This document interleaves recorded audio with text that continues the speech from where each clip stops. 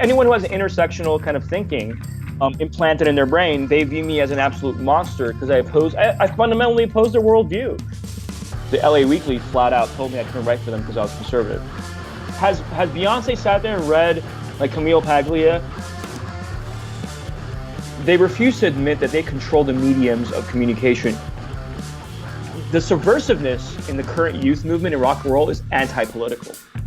To be the leader of the free world, quote unquote, you have to sort of be able to understand the world and the history of the world and philosophy. And like, I don't know if he has that ability, and that troubles me. My only concern is I think that when you push people to the fringes, you make them even more extreme. That I don't support revolutions. I don't support. I don't want a revolution. I want us to go back. The essence of what I think is cool about America is you can be whoever you want. Fuck everybody. Be free. Live free. Die hard. Right? I viewed Sasha Grey as the kind of feminist that I admired growing up. She was a free, strong. She had moxie. She had bravado. She had style. She had fashion. And viewed women as women and men as men. And there was a beautiful sort of divide between us. The battle of the sexes was never a bad thing. I thought it was a beautiful part of the human condition. I want to be myself, and I want people to leave me alone. I'm not a journalist. I'm a writer. What's up, everybody? It's Jack Murphy. You're back on the Jack Murphy Live podcast. JackMurphyLive.com. Follow me on Twitter at Jack Murphy Live. Get my book, Democrat to Deplorable, on Amazon.com. Today's guest is Art Tavana. You heard his clips there in the beginning. Art is a very interesting guy with bylines in the National Review, Weekly Standard, Vice, Playboy, Penthouse, LA Weekly. He's written all over the place about all kinds of stuff. He's a pop culture expert, music expert, political commentator. He's a conservative, but not a Trumper. We had a wide-ranging, free-flowing conversation that hit all kinds of stuff that you guys are interested in. I know I enjoyed myself. Art is a Twitter badass. He is writing a book about Guns N' Roses. We had a million things to talk about today. So you know what? I'm just going to cut this short. I'm just going to get right to it. You ready? Here we go, guys. Art Tavana, Jack Murphy Live. Hey, everybody. I am here with Art Tavana all the way out there in California. And Art and I have been trying to get together for some time now. And it's been great watching him on Twitter. He just sort of like exploded onto my Twitter scene. I don't know where you came from or how or why, but all of a sudden you just showed up in my feed. And I was like, man, this guy's got it going on. And you're going to go places on Twitter. You've got the right attitude for it, man. You've been having fun on there? No, not really. I hate Twitter. I hate it with a passion. I just do it because it's, I don't know. I like reading the news and saying stupid shit. I constantly have to express myself. So if I don't have a byline or a deadline, or like if I'm not writing an article, I have to go on Twitter and basically write my articles in very shitty versions. It's like a comedian's kind of practice session or warm-up session for me. Right. Well, I mean, if you're a real writer, I think I saw you say something about this, about authenticity and honesty on Twitter, but we'll let that one go for now. You just got to express yourself. I mean, if I didn't have an audience, I'd still have a diary. Yeah, that's what it is. Twitter is my diary, except the sort of scary thing is that it's now being broadcasted to thousands of people or whatever, which I think is horrifying because I don't filter myself at all. I mean, I don't say everything that's on my mind because I kind of understand we live in a real world. It's not a jungle. Yeah. But I mean, I do kind of just say whatever I'm thinking at that moment. I'll be in line at Starbucks. I'll be on the toilet. I'll be like getting ready to make dinner, and something will just come in my head and I'll just say it. Yeah. And oftentimes I don't really think about the consequences. But I don't know. I think people take it too seriously. It's a joke. It's like what Ricky Gervais, I think, said it best for me when he said it's like a toilet wall in like a public bathroom. That's all it is. It's just a bunch of junk, and you're like, you have your giant marker and you're writing stuff on it, and that's it. Well, it's like tapping into the inner monologue of everybody in the world, and then throwing our inside thoughts all mixed up and holding them out as like part of your canon, which is what I don't understand. It's like people are just popping off, and having like what you feel like are sort of private conversations with people, especially especially ones that aren't like the main tweets, but the reply to tweets. And then like a month later, someone's going to dig that up and say that this was your manifesto and this was like the embodiment of your entire ideology and your outlook on life, and this is what you should be judged by. I think Twitter, like advanced search, is evil. I don't think it should exist. I don't think you should be held accountable. I don't think anybody should be held accountable for what they say on Twitter, except in the context of like really extreme, serious comments that like have no sense of humor attached to them at all, and they're completely just devoid of any kind of cheek or satire. Because I mean, if you were recorded having a private conversation with your friend and someone put that on the internet, every single one of us in this country, every single person would be destroyed. Absolutely. I mean, we all say things in private that are just ridiculous. And Twitter for me is that. Some of us are just a little less controlled. So for some of us, Twitter is just a private conversation being broadcasted to thousands of people. Yeah, it's almost like not everybody should have the tool. And then the ones that end up being best at Twitter are the ones that probably shouldn't be on it at all.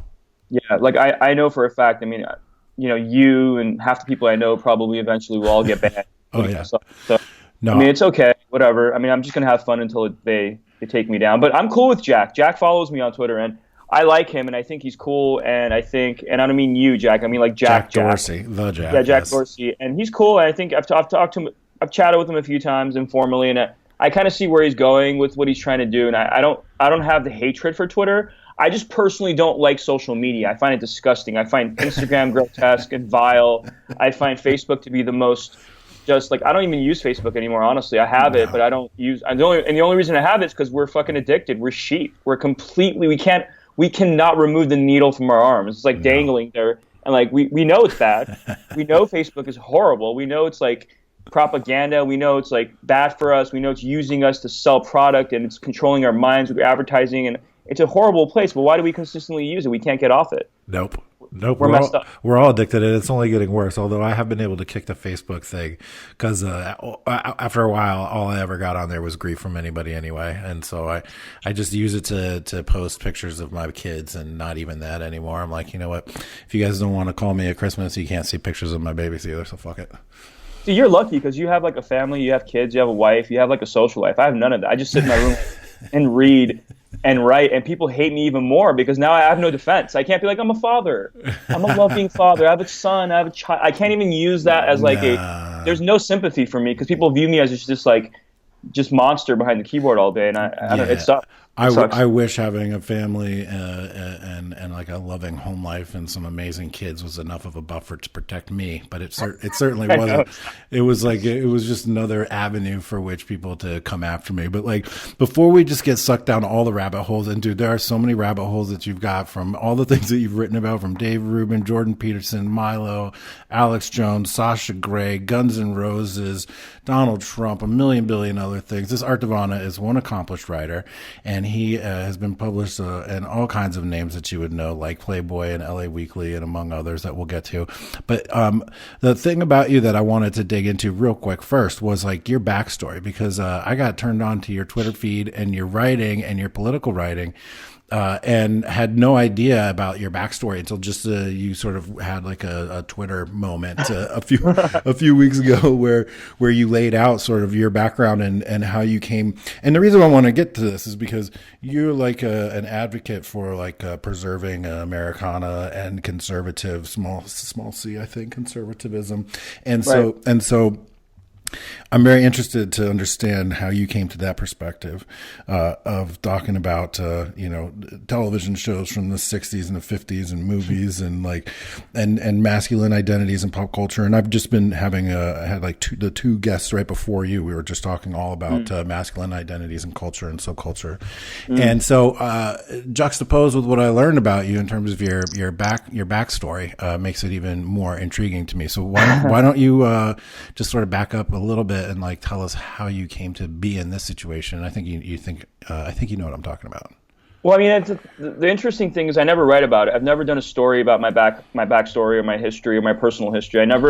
I've avoided it, and the reason I've avoided it is because I've been seeing what's happening. What's happening is people are sort of marketing it and turning it into a brand and turning it into sort of their identity, and they're using that to get bylines and to either build sympathy or something, or to create this entire mirage to defend themselves against criticism, right? My identity is this is who I am. person of color or whatever. I'm gay, I'm trans. So in that sense, you can't even be valued for your. You're all those things. I'm not all those things. People are, right? So, and I mean that's the complete package, right? The social justice Superman. No, like, but they use it, and it's grotesque to me. To me, and a person should be judged purely on their opinions, the way they formulate their thoughts, their work, whatever their work is, whether you're a musician, a writer, a painter, I don't care what you are. But we don't live in that society anymore. So I avoided it completely. I never wrote about it. I was asked to write about it at Playboy. I said no. I was asked to write about it at the LA Weekly several times. I said no. I've never written about it at all. But so my story is completely wacky. I'm an Armenian. I was born in Iran in 1983 during the Iran-Iraq War. It was crazy. There were bombs falling in my neighborhood as I was born from Saddam Hussein, literally. We could have been I could have not been here just like that. Yeah. The reason my mom brought me to the United States fundamentally was that she loved America. In the 60s and 70s, Iran was a really westernized country, and it was almost like if you look at photos of Iran in the 60s and 70s, it's a lot like Laurel Canyon. Right. There's like a bunch of hippies. They're smoking weed. They're making music. My mom was a writer as well. I never talked about my mom's history because there's this weird sort of government thing I can't get into. Basically, her identity can't ever be I can't talk about her publicly, but she's a writer, and she couldn't be a writer in Iran because of the government. And that's one of the reasons as well why we came to the United States, was because she wanted to be able to be a writer, and she couldn't do that over there because she was a woman and she was a Christian, and that was not okay in Iran. That was, you're basically, you're a second-class citizen. Right. But the main reason was the bombs. We were being bombed by Saddam Hussein. It was literally, our lives were on the line, and it was like, if we had no idea the war was going to end. I think it ended like a couple of years later, but I mean, we fully thought this could have been the death of us and our family. So my mom left. She brought me we went to Germany to a refugee camp in Ulm for, I think, 2 years. And I was 3 years old when we made it to the United States, fully legally, fully through the entire refugee process, seeking asylum through the Armenian church. And that was it. We came to the United States, and that was just the beginning of my sort of story. I think for me, man, really discovering everything in this country was through the television set. Like, I was in my room, an only child with a single mom, watching TV all day, every day. It's all I did. We didn't have the computer or the internet. I didn't have any brothers or sisters or any friends. Right. Just you and your mom. It was just me and my mom. It was a TV set and a bunch of books. Wow. And I read a lot as a kid, and I more than I think I should have, because I read everything. And I wasn't very parented, in the sense that, like, my mom was so busy working 2 jobs. She had to pay the bills. She was a writer, and she was working 2 jobs. So she was working 2 working class jobs and writing.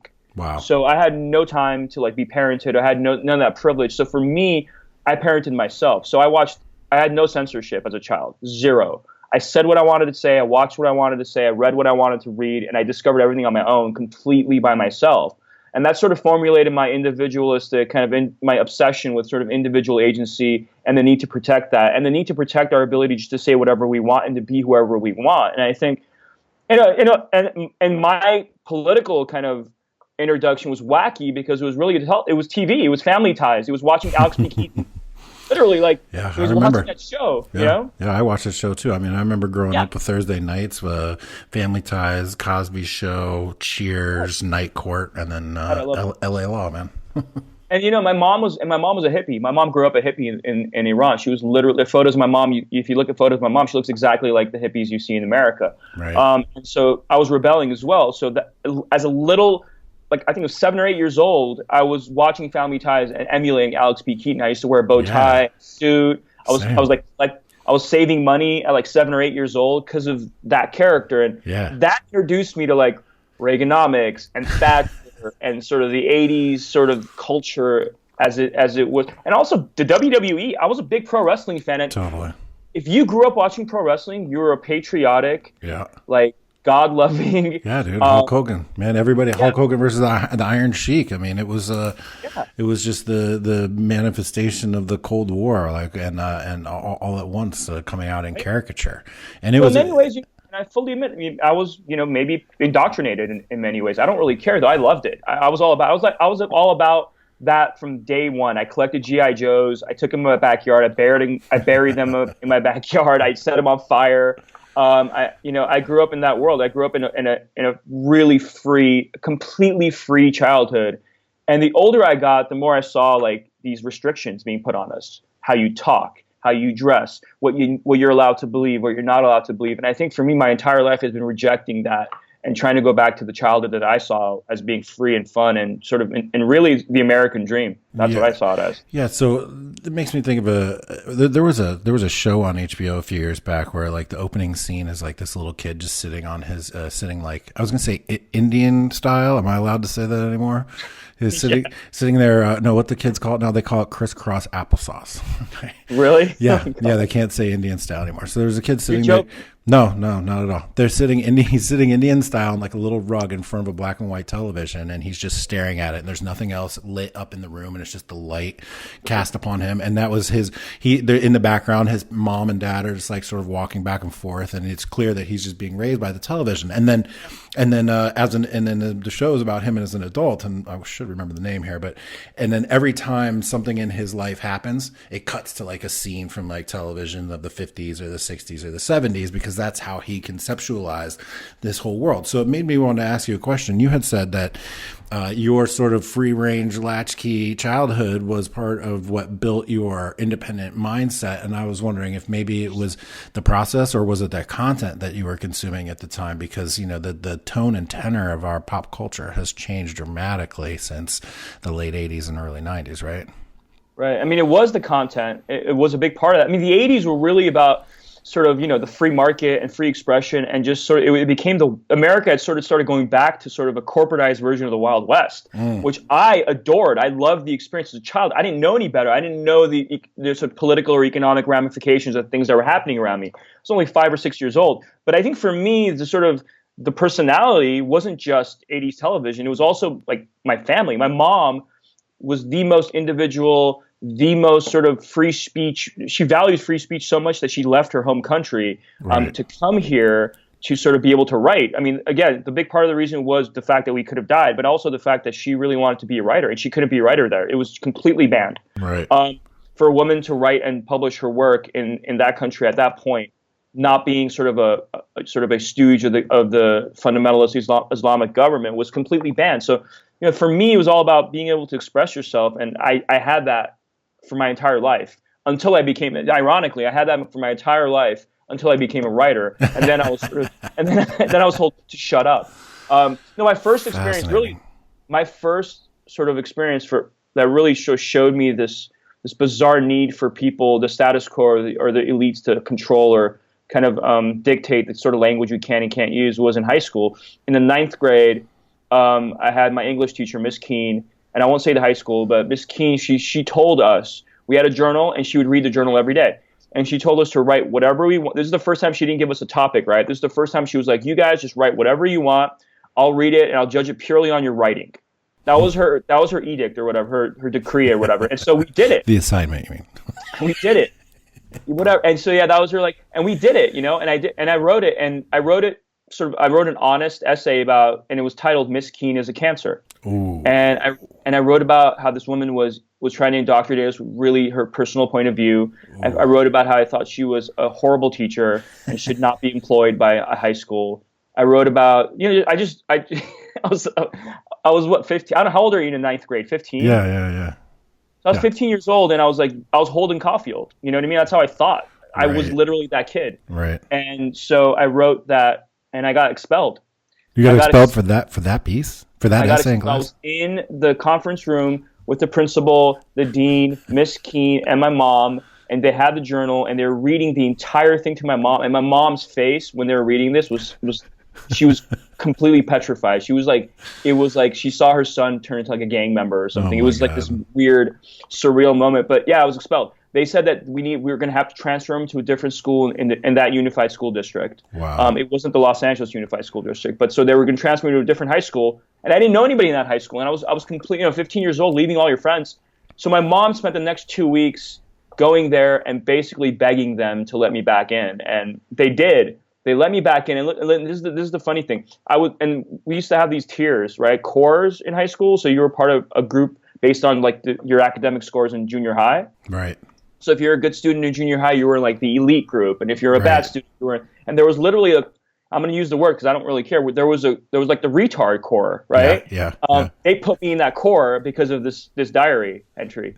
So I spent the next 4 years of my high school life sitting next to kids who were literally like had learning disabilities, and I'm like, and that's what happened to me in high school. Wow. All because of it. So I was deplatformed and sent to like the gulags of my high school because of an opinion piece. And that's where it all began. I had similar experiences in high school as well. I mean, I wrote for my school newspaper. I always wanted to be a journalist. It was like the one thing I ever wanted to do. The only college I ever wanted to go to was Northwestern. The only thing I ever wanted to study was journalism, and then music and drugs and girls and shit got in the way of that. But I wrote for my school newspaper, and I was on the editorial staff, and I wrote a piece called like condoms should be available in the bathroom or something like that. And like, this was before, I mean, if you said that today, it wouldn't even be that really crazy of an idea, but this was like in the early 90s. And like, man, everybody freaked out. We got tons of phone calls, and the principal called me into his office, and we had this whole big thing. But then I got a column in a local, those like the local neighborhood newspapers where it's nothing but just like fluff pieces, right? And local ads for the, the hardware store and whatnot. And each of the kids from the different high schools all had, they put us all on like one page, like nine columns, each from the different high schools. And every week we'd write this total fluff shit where we'd fax in like 250 words on like, the cheerleading team did really well today and whatever. But one day the principal, they had expelled a kid that I knew for having like 2 hits of acid on him in school. Like he was a straight A student. He was like the drum major, like led the marching band. He was like a great kid, and they expelled him. And I wrote, instead of faxing in like, oh, hey, the cheerleading squad did great this week, I was like, my principal is a fascist, like all the way down the line about how they never should have like expelled this kid for his like first offense. For one thing, he wasn't selling it. He was a model student otherwise. And holy shit, man, I got kicked off the school newspaper. I got fired from that job. There was a huge shitstorm. My parents got called in there, and I got relegated in the same way. Like I was persona non grata for like in the rest of my classes. So I just did the industrial cooperative training where literally with the same kids you're talking about, where they like train you on like how to fill out a job application. And that was like the most rigorous thing that you did the whole year in school. And then they let you out like after the morning to go work. So that was the end of my high school experience, was like going to school for like 2 hours in the day and then like getting set free to go run amok. That's amazing. No, that's amazing. And I just ditched constantly. I never even went to high school. I barely got out of high school because after that experience, I was so angry. I rebelled so bad. I would consistently get suspended. Yeah. I remember this one time I was walking down the hallway. Mr. Fox, our dean at the time. People are going to be able to triangulate your high school if you give one more name. Go for it. By the way, I actually did a thread when the whole Kavanaugh stuff was happening. I did a thread of every single bad thing I ever did in high school. And I was completely honest. I listed everything. I listed stuff that if someone ever does opposition research on me, they will find that stuff. Yeah. And I'll be like, I already said it in, 2018, October 2018, whatever. It's there. Right. It's all out there. But no, Mr. Fox he'd see a piece of trash on the floor. He would just be standing in front of it, and he would tell me to pick it up. And it'd be right under, like, it'd be like those horrible movie scenes, right? Like where the principal's like, pick up that piece of trash. And I refused. And he'd be like, if you're not going to pick that trash up, you're going to be suspended. And I'm like, well, you dropped it. It's in front of you. Why don't you pick it up? And then I get suspended for 3 days. Right. Because they had it out for me. They knew from the beginning, this kid is not somebody we want to succeed. We want to take him down. And this is where, again, my point of view about the education system was formulated. Like, I'm like, why the hell would I ever send my kid to a public school if this is the kind of people that are running the public schools? I'm going to choose the school my kid goes to. I'm going to make sure the kid goes to the school that I want him to go to, period. Yeah. And so that was, it was literally a prison. Right. So, right. Well, definitely a prison of the mind. And, I'll tell you, the public school situation hasn't gotten any better. And what my guys that I help and write to and talk about, I always tell them, it's like, look, man, you just got to have a daily dose, because not everybody can homeschool. Not everybody can afford public or private school. So what they ask me, like, what can you do to counteract what's going on there? And I'm like, you just got to give them a daily dose of dad. Like every day at dinner, you got to talk about what they talked about at school, give them the counterpoints. Right. And what I've chosen to do is rather than fill my kids up with ideas that they should believe or reject, I've tried to just give them like a framework. Like, well, who is saying? I always ask who is saying that and why are they saying it and what are their motivations. And my son My son now, he's 12. I can just look at him and he'll go, somebody somewhere's making money, right, Dad? I'm like, yeah, that's exactly right. That's like the answer. That's the answer to pretty much every question you can ask. So, that situation hasn't gotten any better. But let me ask you, did you like parlay your high school into did you go to journalism school? Did you go to school for writing or anything? Or you just started grinding right afterwards? Or how did you, No. how did you get to where you are right now in terms of your journalism efforts? Well, I mean, I was always writing. So I wrote in high school. I kept writing. I kept writing my journal. I kept trying to write for the paper, but I couldn't write for the school paper because they wouldn't let me. Right. But so in college, I went to UCLA, and at UCLA we had the Daily Bruin, which was sort of the status quo, sort of traditional newspaper. And then there was this young guy, a libertarian. I won't say his name, but he launched the first ever libertarian newspaper at UCLA, conservative libertarian newspaper. It was called the Daily Standard. Okay. I mean, excuse me. The Bruins Standard. So it's sort of a take on the Weekly Standard. Right. R.I.P. Yeah. He launched. All right. Well, no, I like the Weekly Standard, but anyway, we'll debate this later. But anyway, so he launched the paper and he said, "Hey, man, we're in class together and we're talking about Barry Bonds and steroids."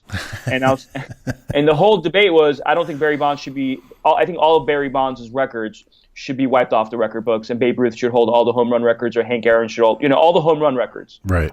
This is your position. Always, I think he's still a great baseball player. I think he should still be in the Hall of Fame. I think he's probably one of the top 10 baseball players of all time. But anyway, we debated this back and forth, and he's like, "You should write for the paper." So I started writing for the Bruins Standard, and that's kind of where I started doing journalism for the first time, like proper researching stories and submitting it to an editor. The paper was, basically extinguished 2 years after I started writing for them. It had nothing to do with me, but it was just he couldn't really maintain it because it was too hard and it was too unpopular, and he was getting attacked all the time. Anyway, but after that, I was going to go to journalism. The plan was, I was a political science major. The plan was to go to law school because my goal was to become the speechwriter for the president. That was that was my childhood Alex P. Keaton kind of mission. Okay. I wanted to be a speechwriter for a conservative president. That was always the goal. Except I got an internship at Rogers. Well, I'll just say the firm's name. I got an internship at Rogers and Cowan while I was at UCLA, and the internship was working for Tom Cruise's publicist. Fucking very random, right. But they paid, and then I got a job through that, and I was just like, well, I'm getting paid ridiculous amounts of money for 25-year-old. Right. I'm just writing. So I'm doing what I love. I'm writing. I'm getting paid a lot of money. I'll just do this for a few years. Why should I go into journalism and just be broke for the rest of my life? So I took the capitalist route, which ultimately was kind of a mistake, believe it or not. Okay. I took that route, and I was in public relations, communications. I worked on campaigns. I worked for Nintendo, Netflix, and shit like that for about 4 years. And But I was also writing for blogs during that time. And what happened was I had to kind of reconcile the two. What do you want? Do you want to be a writer, or do you want to be someone who makes a lot of money? So I just went the writer route, and I just chose the non-money making sort of passion of that was it. I always wanted to express myself, and I couldn't express myself in PR. I remember there was this guy. His name is Ross Johnson. You guys can look him up. He was the PR guy for Wesley Snipes during the whole tax evasion. Right. Oh, yeah. He gave me this piece of advice he goes, you are the kind of person who likes to release information, not control it. And in marketing, we control information. And that was all I needed to hear. And I went and I started releasing information. Little did I know that we now, and the funny thing is, little did I know that we now being living in a world where journalism is all about controlling, not releasing information, which is sort of the tragedy of. I actually ended up being perfectly trained to be a journalist because really it is all just strictly propaganda, which I avoid, but I can detect it really well. Right. So, I call it the opaque wall of curation. That's the way that they control. They control it. You don't see it.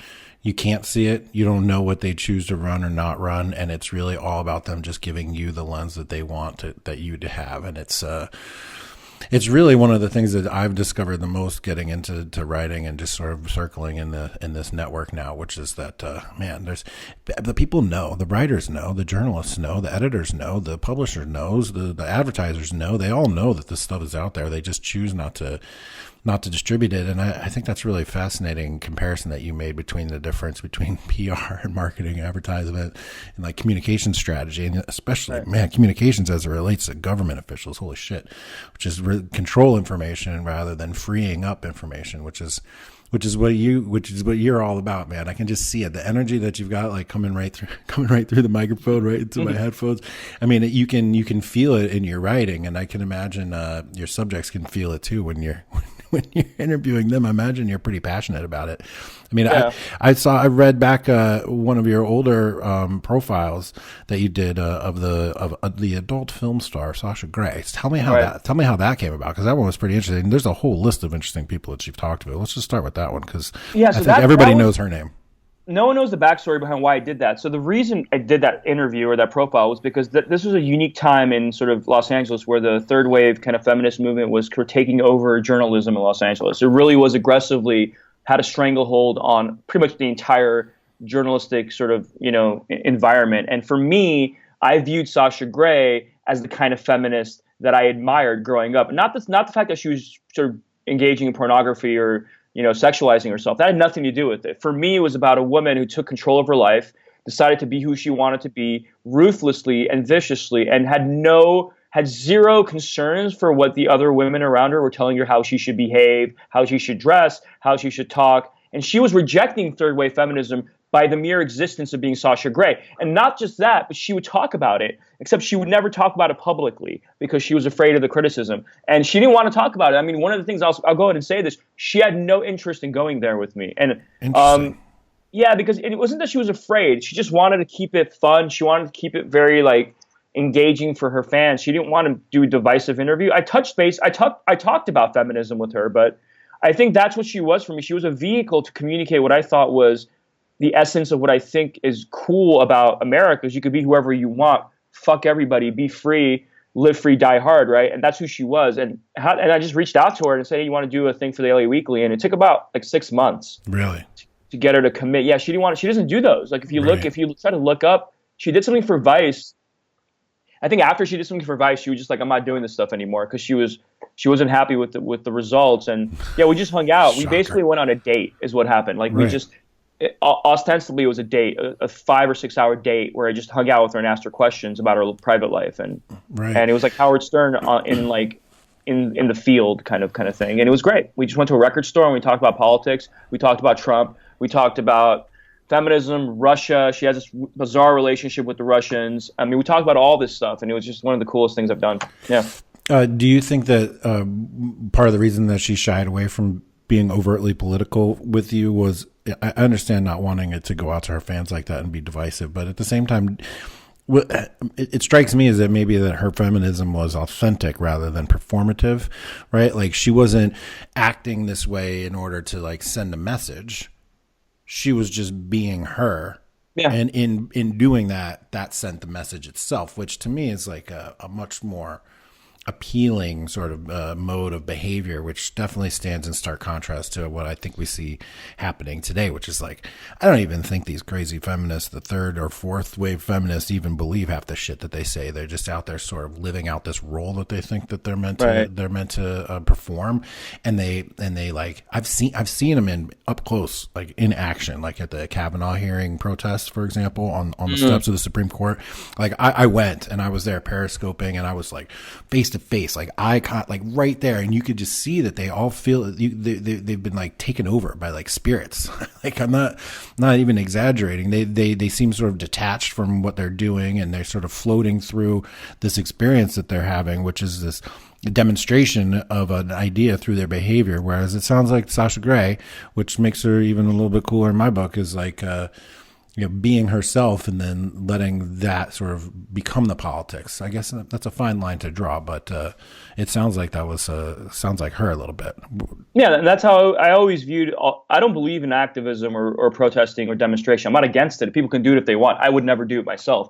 And I find it to be sort of, it always leads to me sort of a caricature of someone who cares about things. And I think it becomes this weird emotional kind of cathartic experience for these people, and they're not really getting anything done. And I think if every individual just took it upon themselves to be what the change they wanted to see in the world, or to be the feminist they wanted to be, or be the conservative you want to be, and just demonstrate through your own life and your own actions what you want the world to be like, we'd all be living in a better place. The problem is we have these people who are obsessed with controlling the overall sort of voice or tenor or the culture they live in. And I think Sasha Grey, to me, had no interest in that. She was absolutely against the third wave. She was a free, strong. She had moxie. She had bravado. She had style. She had fashion. She was a kind of. I mean, we had philosophical discussions that we kind of, we talked about Foucault and stuff like that. We had differences there, but I think she was the kind of person that admired, Barbara Stanwyck, or sort of the 30s and 40s pre-code badass feminists, the women that I grew up admiring, the first wave, the women who were strong and ruthless and kind of loved and admired their sexuality and viewed women as women and men as men. And there was a beautiful sort of divide between us that I think, women knew how to take advantage of and men knew how to take advantage of. And we both sort of jousted. The battle of the sexes was never a bad thing. I thought it was a beautiful part of the human condition. But there's this weird need to get rid of the battle of the sexes and make us all the same and monoculturize everybody into this one kind of, this like, it's like, turn us into like the Eloys from H.G. Wells' Time Machine, right? They're all these like fragile, no opinions, no point of view, no identity people. And it's disgusting, and I'll never be able to accept that. So and food for the Morlocks too, right? So food for Morlocks, right? Right. So you brought up a lot of stuff that I had on my list that I want to talk to you about. So we can definitely circle back to this equality of everything thing, and one of the things I want to talk about right this second is. You said the battle of the sexes. The women knew and the men knew. It was just sort of the game, right? And women knew their power. Men knew that the women had that, whatever feminine power was. And everybody sort of knew the rules of the game. What's particularly dangerous about today, I think, is that there's no rules. So we don't even know what the rules of the game are. So we can't even have this like cooperative complementary dance where both parties have a positive outcome. Instead, it's like this free-for-all sort of anarchic relationship anarchy, dating, mating anarchy. And for me, I got into writing about politics and culture from writing about relationships. That was the first thing I ever wrote about, was like dating. And so like because I got divorced in 2009 and I was like 33 and I get out in the dating world. I'm like, man, what the fuck's going on out here? And I just like had to figure it out because that's just the kind of guy I am. So I figured it out. And I realized that what was upsetting the dating market was upsetting the whole rest of the country and the whole rest of the culture. And it's only systemically gotten worse. I mean, in the last 10 years. And I feel like I've been vindicated in the last 6 months even, because like, I consider myself to be like a big, strong, masculine dude, and I'm a leader, and I don't need anybody's shit. But so when I'm saying, oh, well, this feminism thing is really bad for everybody, it sounds kind of whiny after a while. But then they just convinced me, dude. They just beat the shit out of me. They hit me over the head with a 2x4 so many times that I finally just had to accept that that's absolutely the case. And there's been a destruction of our norms and a destruction of our dances and our rituals, and nobody knows what the fuck is going on. Yeah, it is a strong opposition to traditional values in a way, and I think it's too extreme. So this is the thing. I'm a feminist. I've always been a feminist. My mom was a feminist. I grew up in a feminist household. Define the word as how you're using it, because I like to say that too, and I get a lot of grief from people for saying that. But define it. Well, here's the thing. We don't need to. I mean, fundamentally, feminism is the idea that men and women, at least politically and legally, are equal. Right. That is, to me, the foundation of it, and we need to strive towards that. I mean, we're almost there, I think, in a lot of ways. I think there are still things we need to work on. This is where I disagree with some of the extreme anti-feminist type people, like, I guess, the Milo Yiannopoulos of the world, right? I do think that there are issues we need to work through, but I think the issue that I have with the third wave specific and the second wave is that they chose to define feminism within their movement and say that this is how it works. It's a monolithic movement. We are the deciders of what it means and what it's going to mean. And if you don't follow in line with us, you're a misogynist, period. Right. You are a sexist. It doesn't matter if you're a man or a woman. Like Camille Paglia is one of my favorite writers. Same. I grew up reading her in college, and I sort of I've always loved her work. I disagree with some of her hedonistic kind of perspective on things, but fundamentally, I love her, right? And so to me, they consider her a misogynist. They consider her a problematic person. And to me, if you consider Camille Paglia to be an issue, right, and you are completely on the other side of the universe.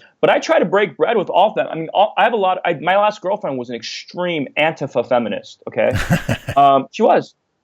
And she was literally Antifa, like in her mind. I don't know if she was actually a member or anything, but she would go to the protests. She would dress like them. She would talk like, she was just one of them. We'd fight every single day about it. We'd fight ruthlessly, viciously. And we ultimately couldn't stay together for too long because of it. But Right. I view myself as a feminist, and no one ever allowed me to view myself as a feminist, which I always found really weird because I want equality for men and women. What is the problem? I have a different way of going about it. Right. I believe it should be about individuals making their own choices and being strong and being ruthless and being brave and being independent and not asking for special privileges. But we're all on the same. We all want the same mission. We're all on a boat trying to get to the same island. Let's just figure out how to get there together. But the third wave was not willing to play ball. They want to just. It's a tough road to hoe trying to explain how you may be anti-feminist but pro-woman, which is sort of where I came down. And I wrote in my book, Democrats are Deplorable, there's a whole section where I felt like I had to virtue signal just a little bit, where I opened up with okay, I consider myself to be a feminist in the Paglia Pinker type of sense of the word, which is they use the phrase equity feminist, right? Which means, right. Everybody should have all the same rights. And then Steven Pinker adds a little bit on the end of it, which says then, and I will follow the data wherever it goes. And so he leaves open the opportunity to understand that there's, personality differences between men and women, right. And men and women have different hopes and dreams and aspirations. I mean, I just had a conversation on Twitter with somebody that I really like, who's I know definitely going to listen to this podcast. So, I love you, honey.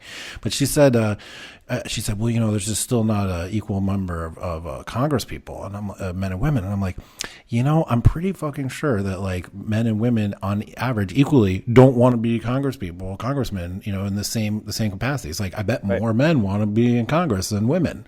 Right. More men wake up in the morning and are like, power. I want power than women. And accepting those differences is a part of being pro-female, sort of not the current iteration of feminism. But that's a tough line to draw. And most people outside of our sphere, our inner circles, and the people that read us intimately, are not willing to expend the intellectual capital necessary to understand a position like that, which to me, from what I'm hearing from you, sounds based in a more of a libertarian perspective of just leave me the fuck alone. I'll leave you the fuck alone. As long as you're not hurting anybody else, I don't really care what you do, which is sort of where I had always been growing up.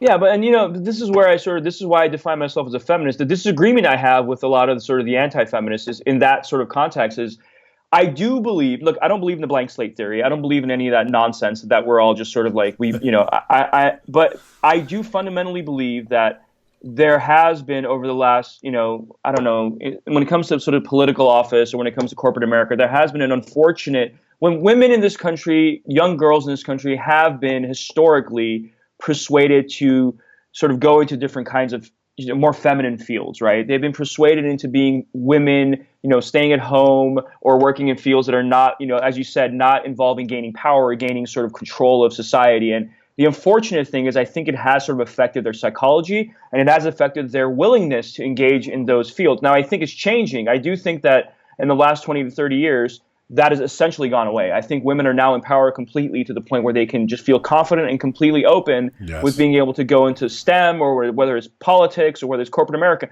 Now, in the 70s, for example, that didn't exist, right? Margaret Thatcher wasn't the norm. She was the exception to the norm. There weren't a lot of women who were as strong, as bold, and as confident as Margaret Thatcher to say, fuck you to the aristocratic British boys club and to go and just take it over, right? There weren't. God willing, there should have been more women like that in America. We would have had maybe our Thatcher instead of our Hillary Clinton. Oof. We would have had a strong, patriotic and very sort of strategic-minded woman instead of this just lost, confused, terrible campaigner who just, everything she says is about the polls. She really dropped the ball, didn't she? I mean, she could have really set herself apart as a different kind of politician with different thinking and different policies. And instead she said, basically, we're going to have a term 3 for Obama and you should vote for me because I have a vagina. Yeah, essentially that's what it was. And the sad thing about that was people fell for it. That's what offended me the most. And this is, I'm not a Trump supporter. I didn't vote for Trump. The thought of voting for Trump to me is ridiculous. But that being said, I would never have voted for Hillary Clinton. Gun to my head, choose Trump or Clinton. I wouldn't have voted for Hillary. I would just say, shoot me, take me down. I don't care. I'm not voting for her because it was so hypocritical. Even in a swing state, I mean, it's easy to do it in California and not vote for, in the party. Yeah. But, would you, because, effectively, the election was decided by 77,000 votes across Ohio, Wisconsin, and Pennsylvania. If you didn't vote while you're there, a no vote was as good a vote for Hillary in some cases.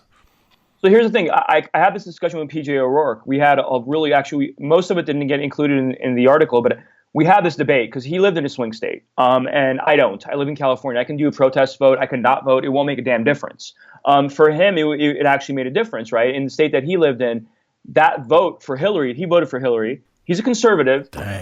He's an absolute critic of the Clintons. He's never been a fan. He's one of the most. He's like the Hitchens. You know, the way Hitchens was. He was an aggressive critic of the Clinton machine, but he voted for Hillary because he thought that he sat down and did basically a risk analysis, and he saw that Trump, we couldn't predict Trump's behavior, and we could predict Hillary's. And for him, the safety net was, I know what I'm getting with Hillary Clinton. I don't know what I'm getting with Trump. I can get complete chaos with Trump. That is so disappointing that a guy of his education background and his understanding of the way that our government is structured did not have faith in our institutions to act as a regulating function on people acting like a madman, which is exactly what happens to every single fucking president. Every single president says, I'm going to do this, that, and the other. They get into office, and then they're like, oh man, I really can't do shit while I'm in here. And the president doesn't control nearly as much as people think that they do. And the whole thing is designed to slow people down and to make it difficult and to limit somebody from acting crazy. And like literally, what has he done that's crazy at this point? I mean, his foreign policy has been on point. He should get a Nobel Peace Prize for the Korean Peninsula. You know, maybe the tariffs aren't working out the way some people want to, but I'll swear to God, I have a degree in economics and I work in finance. Literally nobody has fucking talked about the way tariffs really work and what the real impact is, the long term on the economy. And it's really frustrating to me to hear people like, oh, well, shit's more expensive. Well, it's way more complicated than that. But anyway, I'm disappointed that PJ O'Rourke didn't see that the institutions themselves would be a brake on somebody acting like an insane person. Now, what I couldn't get behind, and I don't want to get too bogged down in this shit, with Hillary, is that coalition has as part of its membership people that think that I'm the devil, that actually literally want me to be eviscerated, denuded of power, exiled, shamed, shunned, like, and not just covert, like overt, explicit. They want the end of white male power, whatever that is, and the way that they want to go about doing it is by actually attacking masculinity, and which is the root of male power. And so, there's no way I could participate in a coalition like that. And obviously you didn't either, but any self-respecting man that pulled the trigger for Hillary was like basically pulling the trigger for like people to come, directly at him. And I never really understood that. Yeah, I mean, I don't know. It's a complicated thing. The cultural aspect of voting for Hillary versus Trump is a very sort of ugly and murky terrain that I never try to get into because I've sort of lost hope in a valid discussion there. But I think the thing for me that was important, and this is why I have sympathy for PJ, because you have to look at it from the perspective of a conservative, right? He's a conservative. He's a libertarian conservative, but he's at his core, as a father. And as a man, in the position he's in, he's a small c conservative. And I think, avoiding chaos and avoiding the drastic sort of revolution that Trump was advocating for, and the kind of protests that he was lobbying towards the federal government and anti-establishment sort of rhetoric, and really his rhetoric, I mean, it was extreme and it was destabilizing. And I think a lot of the Trump voters wanted that. They wanted sort of the punk rock president, right? They wanted a guy who was going to come in and shake shit up. And I think, for me, I appreciated the fact that he wasn't, a professional bullshitter. He was a really bad bullshitter, which I thought was entertaining because he just wouldn't. That's what people said. He was so honest, and I've said this on Twitter. I think he's the most honest president we've ever had. Now, that being said, I say that in the context of his rhetoric, not his actual decision making or his actual policy making. But I think he's honest in the sense that he doesn't know how to lie really well. Right. He's bad at it. But I want to push back on this notion that his rhetoric was somehow out of the ordinary. I mean, I have read stuff about the turn of the 1700s, 1800s, right around then, those presidential elections. And, the presidential candidates all had their own newspapers, first of all. And then they would publish in these newspapers stuff like, if Alexander Hamilton wins, there'll be open fornication in the street and sodomy will become widespread and this and that and the other. Like how much more, acerbic can the rhetoric be than thinking that there's going to, vote for this president and everybody's going to be gay. Right. Well, Jack, the thing is, the parties have changed. The country's changed. Like the Republican Party, for example, is not the same Republican Party it was in the 1920s, right? No, And the Democratic Party is not. Yeah, everything has changed. We had Goldwater come in, Goldwater's ideas for the party, and then we had the transition to Reaganism, and we had the transition to George W. Bush's neoconservative. I mean, the parties and the ideals and the norms have changed. But I think the last, let's say, 50 years, in the context of the last 50 to 60 years, Donald Trump is certainly, his rhetoric is certainly outside the norms. It certainly is shocking. It provokes. And I think, look, to the MAGA base, he's the president they want. The problem I have with Trump is I think he's the president for his base. I don't think he understands yet, and I don't think he will. I had the hope that he would, because I said, you know what, my theory was let's let him prove himself to us. Don't judge him immediately. Give him a year. What he does in a year will foreshadow what he's going to do for the rest of his presidency. And what he's shown to me is an incapability to be the president for the entire country. And what the problem with him is he can't seem to. Every president, when they're asked a question or when they're attacked, or when they're sort of put in a position where their decency or their authority or their common sense is questioned, they either pivot around those kind of criticisms, or they answer it in a way where they cover their sort of butt, right? They say it in a way where they get their point across, but they certainly don't create a sort of divisive and angry and sort of wacky behavior. Like I think Jim Acosta is a political activist. I think Jim Acosta should be. I don't think he should be in the White House press corps. I mean, he should have the right to be there, but I don't think he's qualified. I think he's a surrogate for the Democratic Party. But that being said, when he tries to troll Trump in those conferences, why is Trump completely taking the bait? He's completely collapsing. He's almost like he has this mental fragility that doesn't allow him to debate or have a conversation with somebody without getting emotional and angry. And I think the president of the United States, to me, his main job, he's a spokesperson. He's a PR person for the United States. Right. Well, I think a lot of the MAGA base, I think right now is actually not super thrilled. The absence of any meaningful progress on the wall is one thing, and I think the absence of any meaningful progress on the opioid crisis. There's some real tangible things that he promised that could have been delivered upon that weren't, and nobody voted Donald Trump in office because they wanted a modest tax cut. Like that wasn't anybody's agenda. And I did this whole survey. Like I interviewed, these were Democrats or deplorables, not straight Republicans, but I talked to hundreds of people. I got a survey with like 1,500 people with their responses, and fucking nobody, not a single one of them in there was like, I want to vote for Donald Trump so I can get lower taxes. There's none of it. I want to wrap this part of it up, but for me, he represented a necessary counterweight to the forces of identity politics and radical feminism and the way that they had taken over our institutions. And for me, I was almost a single issue voter on this subject, and I was very specifically attracted to his the ability for him to fix Title IX, which I see as a major, highly leveraged feature of the Obama administration, which has just had this huge impact on our culture that we haven't begun to understand just yet.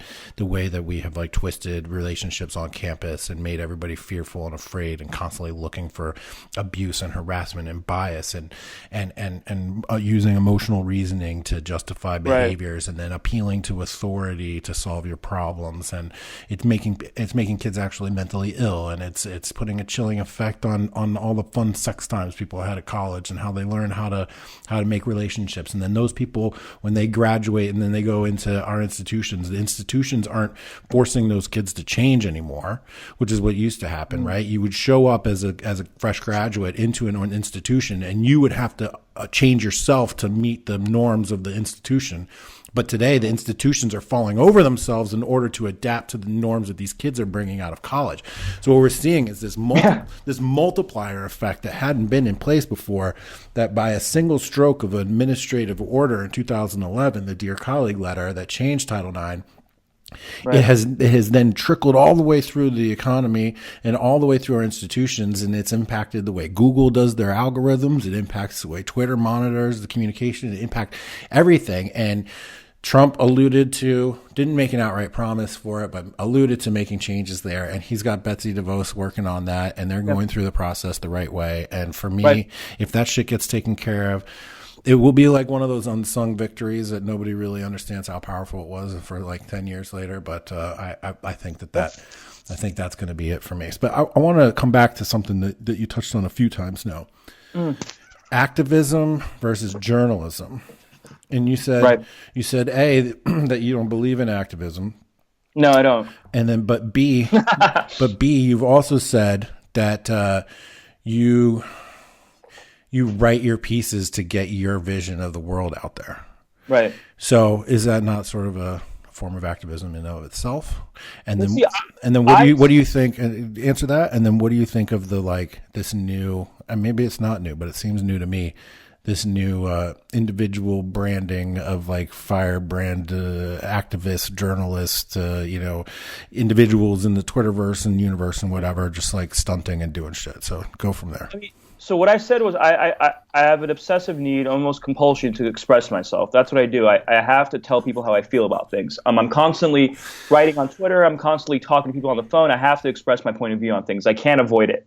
That's what I meant. I have no filter in that sense, right? I don't believe see, there's a difference between being a person who shares their opinion, like David Foster Wallace, for example, or anybody else, than being someone who wants to coerce people and someone who wants people to change and wants people to think like them. I have no interest in changing anybody. I have no interest in anybody thinking like me or believing in me. I don't even want followers. I don't care. I don't want anybody to follow in line with my point of view in this world. I want to be myself, and I want people to leave me alone. That's what I want. So I'm not an activist. I would never go hold signs. I would never go knock on people's doors and yell at them. I would never go protest. I would never march. I would never do any of that unless I felt we had got to a point in society where it was either doing that or we'd be sort of a victim of a totalitarian state. We've never been at that point in this country, at least not in my lifetime, right? Maybe it's happened. It happened in the 60s. Certainly, I'm not against activism and protest when it's fundamentally necessary to what I think is the advancement of the human race, right? Yeah, but you're not a stenographer. You're not just reporting the box scores and talking about how Don Mattingly went 1 for 3. You're putting your vision of the world out there on paper and using your subjects in order to advance the topics that you want to talk about. Isn't that right? That's absolutely true. That's absolutely true. But again, I've said this numerous times, and this is the important distinction. It's on Twitter. You can look it up with your advanced search tool if you want. I'm not a journalist. I'm a writer. And my only reason for being in journalism is because I have to get paid to be a writer.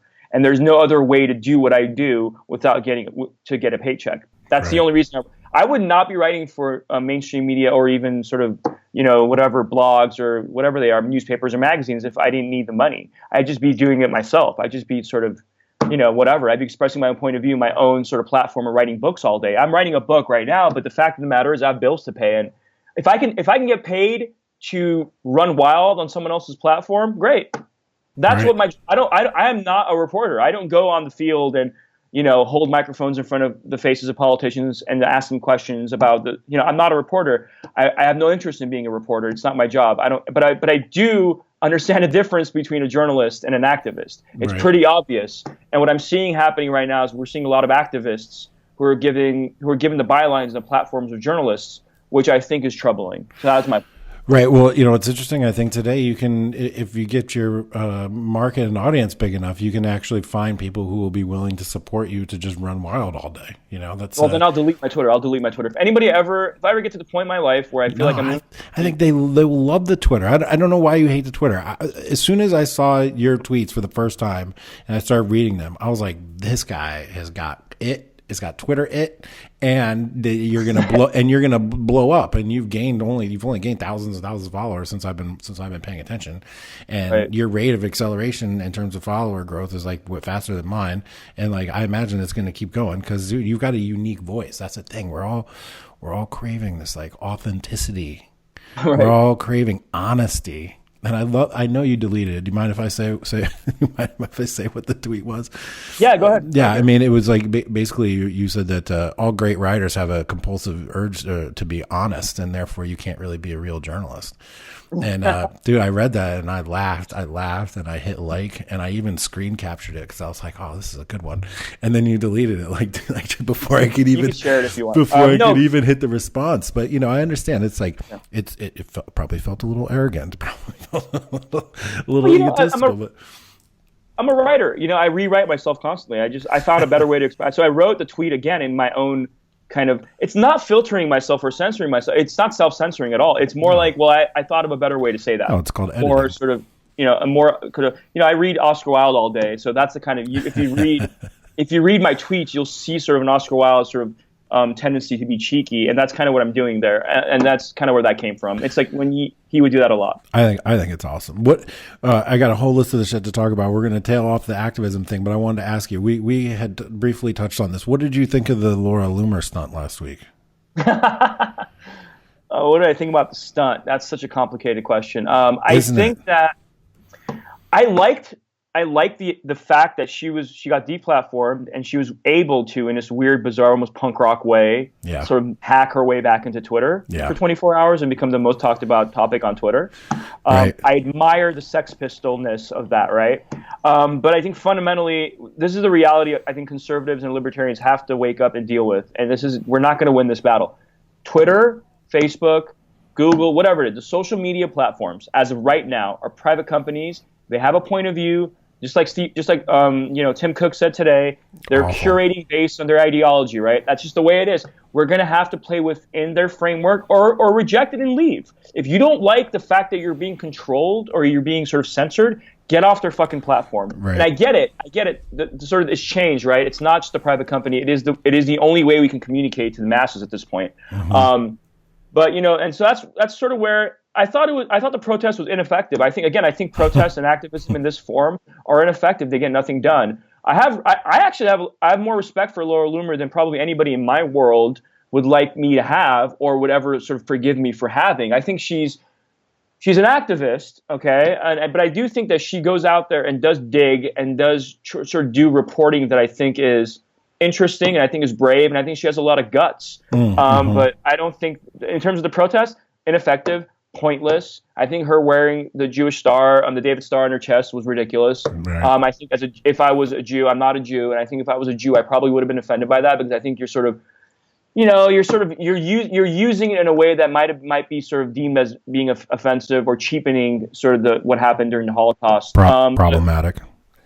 Yeah, I don't use that fucking word, so I don't know what to mean. Well, here's the thing. I've known Laura for a long time. I knew her well before she blew up at all, but back when she was still working at Project Veritas, and she's always had a real hunger for the story and for being an activist, and she's always had crazy courage and fearlessness. Absolutely. And I completely respect her for that. And the conversation that I want to have about the protest is sort of separate from her as a person and sort of separate from her as a journalist or an activist or just a new media personality. Like, more power to her. Like, she's really been able to get her message out there and leverage this new technology and our new triggers. But at the same time, I kind of feel like the protest in of itself, it may like reflect poorly on the rest of the people that are sort of around in this network and around, and I'm not saying you're in it. I'm just saying, I just don't know if it was effective in terms of changing minds. Like, people want to quote, Robert Cialdini and say that, like, attention is influence, and people want to talk about like Saul Alinsky tactics and stuff like that. But I'm thinking to myself, like, whose mind was changed about Twitter deplatforming and censorship issues by watching Laura Loomer chain herself to the door? I just can't see how any leftist who had a position which was anti Laura Loomer's position was like convinced by that. And in fact, I think it just sort of dug the hole a little deeper, unfortunately.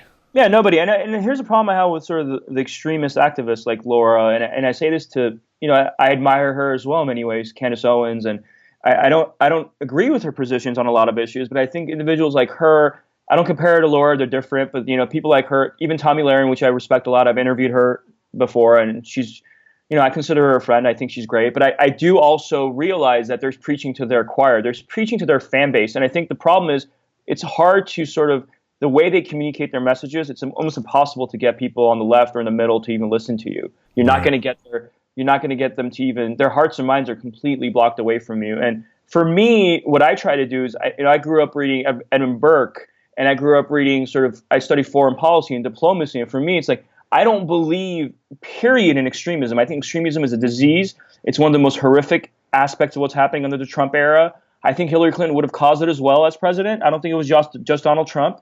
But I do think that we were headed there. I don't think the Twitter president was Trump's decision. I think we're headed towards that. I think the next president, whether it's a liberal or a Democrat, is going to be a version of Trump, which horrifies me, by the way. But anyway, the larger point is I don't think activism works because activism is extreme. I think diplomacy works. I think negotiating works. I think conversations, I think sitting down with people that you don't agree with and having a smart, calm, and prudent conversation, that works. I think real journalism works. Reporting the facts and letting the readers decide for themselves where they stand on the issues, and removing the anxiety, the pressure, the guilt, the cruelty away from sort of the idea of I'm an activist, this is what I believe. If you don't believe me, you're part of the problem. Right. That perspective is not working anymore. It needs to stop. I don't know if I necessarily agree with this position, but I do know a lot of people that would say that trying to use facts and reason and persuasion and writing intelligently and laying out the case and all this is what got conservatism in the position that it's in now, which is a dwindling majority down to a minority, like losing power.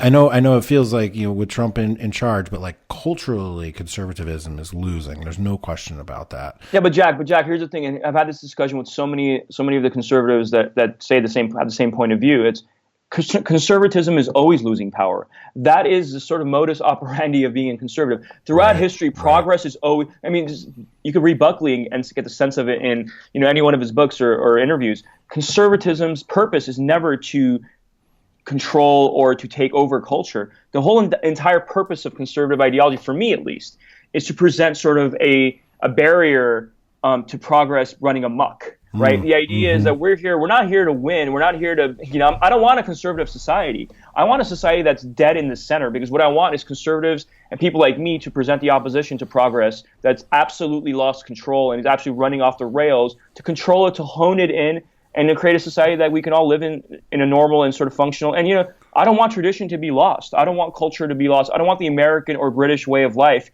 to be completely flattened by globalization. And so I think that to me isn't being a Trump supporter or MAGA. Or, to me, that is being a conservative in the sense that we are, standing, like Buckley said, standing athwart sort of the progress running headlong into a wall. And that's sort of my position on it. It's not, I don't want to win.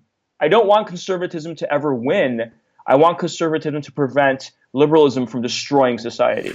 That's an interesting perspective, in that it sort of just assumes the fact that the progress and evolution is away from tradition. I guess that's sort of how it is by definition, right? And that we're just compelled as a species to continually hurtle away from our past and our traditions. Is that? I'm not as sufficiently read a student of history to be able to make a blanket statement to say like, oh, well, in no culture ever has progress not been like the defining characteristic or evolution or some sort of careening away from the traditions that had gotten the culture to where it was in the first place. But I can certainly say that social media, technology, the internet, connectivity, etc., the democratization of communication and information, etc., has got to be accelerating this sense, whatever progress. Yes. I'm using air quotes here, progress. Yes. And so in some ways it then requires a more strident opposition and in order to sort of pull things back. So what is it like for you to be a conservative with that perspective in a world of Donald Trump's MAGA conversion takeover of GOP, or how what is it like for you sort of living through this? It's hard. I've never been a supporter of Trump. I am not a never Trumper in the sense that I do think he does do things and say things that I support sometimes. I'm not completely against the guy. I don't think he's a monster. I don't think he's a Nazi or a fascist or a white supremacist.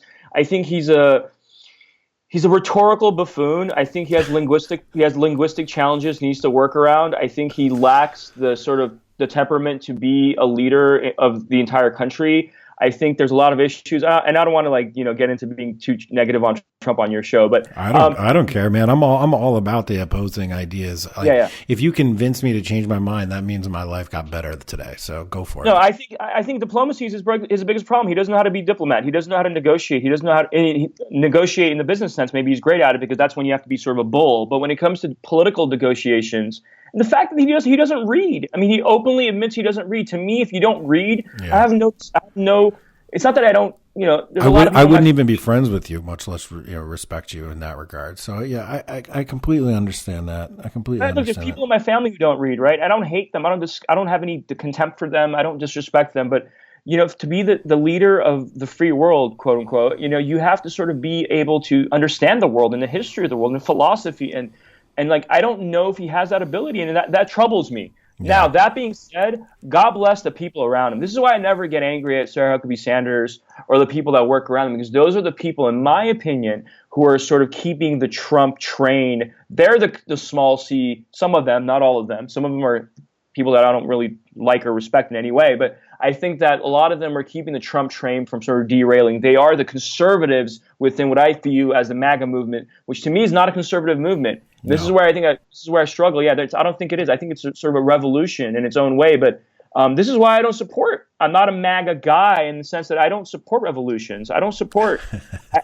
I don't want a revolution. I want us to go back. I literally want us to turn the clock back. That is my perspective. Now I don't think it's ever going to happen. I think progress is winning. Yo, dude, that's the revolution right now. The revolution is turning the clock back. That would be the revolution. Well, the problem is we're not going to win that battle. It's an unwinnable war, and it's the same war we're fighting on Twitter. We want Twitter to not deplatform conservatives. Well, good luck. It's going to happen. It's going to continue to happen. There's going to be a point where anybody who's sort of extreme on Twitter will be dumped by Twitter, and it's not going to change. And my thing is, if you can't win a battle, it's like the art of war, man. If you can't win it, learn how to adapt, man. And we're not going to stop progress. We're not going to stop this country from heading towards the world that Ocasio-Cortez wants. Now, we can slow it down. We can slow it down. We can stop it from running amok and becoming a dangerous totalitarian sort of communist vision of what they ultimately want. Right. What I say is it's a wrestling match, right? You got the left and the right wrestling continuously in this country, and we get to the middle. And that, to me, is sort of how this country should be. And I think that's how this country has been for a really long time. And I think now the problem is we have left-wing and right-wing populism. And I think, to me, the left-wing populism is far more horrific. Yeah. But that being said, I mean, populism is a terrible way to run our country, and I hope we don't head towards that. I just got done speaking at Evergreen State College in Olympia, Washington, and I flew out there. And, I was expecting to have a lot more pushback. The only pushback that I got actually was, the class was all day, and I was invited to speak in the morning and then asked to stick around for the afternoon and just to participate. And the president of the college, Bridges, was supposed to come and speak in the afternoon to the same class. And when he found out that I was there, he's like, I'm not coming. So the professor asked me to leave. He's like, maybe you should just go, because he wanted the guy to come to talk to the class. So that was the only thing I got asked. I got kicked out in order to make the president feel comfortable. But there was no protest. There was no anything weird. In fact, the students were just wonderful, and they're all very, very young and very, very lefty and progressive.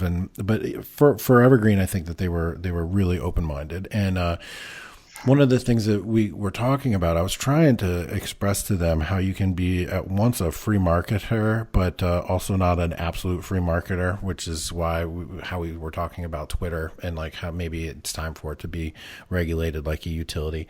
But then I was also talking about how we need to foster our own domestic industry in order to maintain our strength and sovereignty as a nation.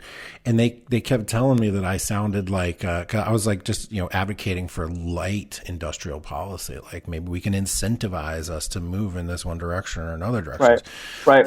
And rather than like the hardcore use of tariffs or taxes or other things.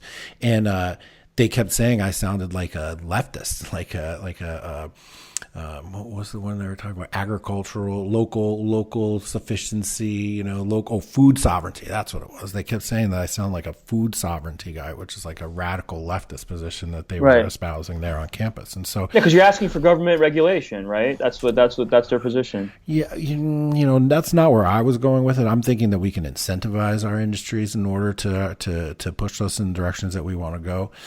I think that I don't want to go too deep into foreign trade and stuff right now, but we seem to think that China and Japan and Korea and the rest of the countries around the world are operating in the same framework that we are. They're not. They're operating in the accumulate capital framework, right? They're basically mercantilists. They're the ones saving all the money we're the ones going into debt and borrowing money. And that's by virtue of the way that the system was set up. And so like, I think that when I think about populism, when I think about nationalism, I think that we need to stop being beholden to the globalist structures that are based on the neoliberal trade policies that came out of the 90s, but that like the other nations aren't actually participating in. And so they're accumulating capital. Like, what's the point of trade if you're not to accumulate capital? If what you're doing all the time is accumulating debt, then something is going wrong. And so they're all picking and eating and clawing at us, whereas we're just sort of, going deeper into debt. Now, that's the kind of populism and nationalism I'm talking about. It's like trying to reorient our goals, right? So I think we're all kind of stuck on this idea that GDP growth über alles is like the only thing that we need to pay attention to. But as we've seen, the loss of the Midwest and loss of the industrial belt and all these people that are killing themselves with drugs and stuff now, it's all because we had this focus on GDP as the only acceptable metric, and GDP per capita. Who the fuck cares? You take GDP divided by the population. That doesn't tell me anything. Right. It's time for us to start putting non-economic data points as our goal, like human data points. Like the life expectancy of huge chunks of our country is going down every year for the last couple of years. That's insane. We haven't seen anything like this for almost a century. And so we need to start thinking about us as a human, as humans, rather than thinking about it as GDP. But so that to me is when I say populism. That's what I'm talking about.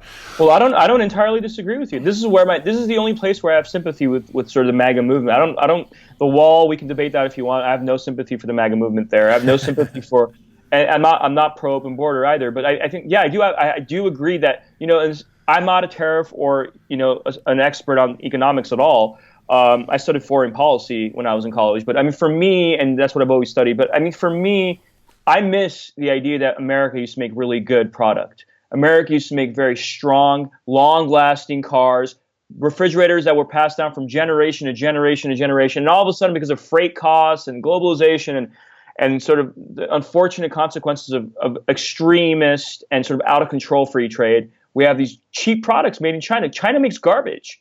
And we buy it and we force it down our throats in our department stores and our malls, and it's all trash. I miss made in the USA, and I agree with that. I do think there's a way to get back to that. Now, I'm not an expert. I don't know how to do that, so that's why I don't debate a lot of the tariff policies and economic consequences of America first. But I do the populism that I have a problem with is the unrealistic propagandistic stuff that Trump used, which is the idea that we need to go back to coal and sort of this fantasy that coal country is going to be rebuilt again, and we're going to build coal mines again, and the engines are going to be turned on, and it's going to be back to like, no. I talked to like mayors in coal country, and they're like, no, it's wind turbines. It's over. Like coal is over. And these are right-wing, conservative boys and girls who grew up with coal miner parents who are like, it's over. Coal is over. Right. Like, I'm not saying we should get rid of it completely and destroy an entire industry immediately. That's an extreme move. We should protect some of these industries slowly and move into wind turbines and other sort of technologies to create energy. But that's the populism I have a problem with, is when it's propagandistic, when you're coercing people to believe in things that are basically based in myth. Right. That's my problem. Ocasio-Cortez does it on the left, Trump does it on the right, and I think it's unhealthy. Yeah, and it's only going to get worse with she's like Trump 2.0, man, and on the other side. And I follow her, and I resist the urge to like dunk on her whenever she says something stupid. Honestly, I find her kind of charming, kind of cute, and like, maybe I'm a misogynist and an ageist, but like, the first kind of person that comes to mind when someone's like, fuck, we need to save the country. What do we do? Oh yeah, we should like send a 20-something girl who was a waitress up to Congress. Let's do it.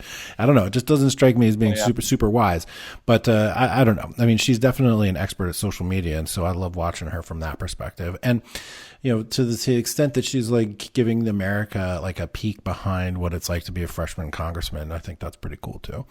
Well, I mean, the reality is, we saw this with Trump. We saw this with JFK, man. If you're a good-looking, smart, I think she's intelligent. I don't know if she's politically intelligent, but I think she's intelligent as a human being, and we can measure that differently. But if you're smart, good-looking, and ambitious, you can pretty much do anything in this country. You can be the president of the United States. So that's all that she is. There's definite attractive person privilege in the United States, and I tell my guys all the time, I'm like, look, you can't change your face, but you can change your hair and your clothes and your stature and your demeanor and the way you walk around. And I was just tweeting about this the other day. Like attractive person, well put together, well dressed person privilege is a real thing, man. You get better service, you get better treatment, you get more business opportunities. People are friendly to you. They're more open to you. You can have more adventures. You can improve your life. And, a lot of the podcasts I do are have like a self-improvement tip to them. So this will be the only time I really talk about that right now is like how to, you can make yourself better. But let's move on.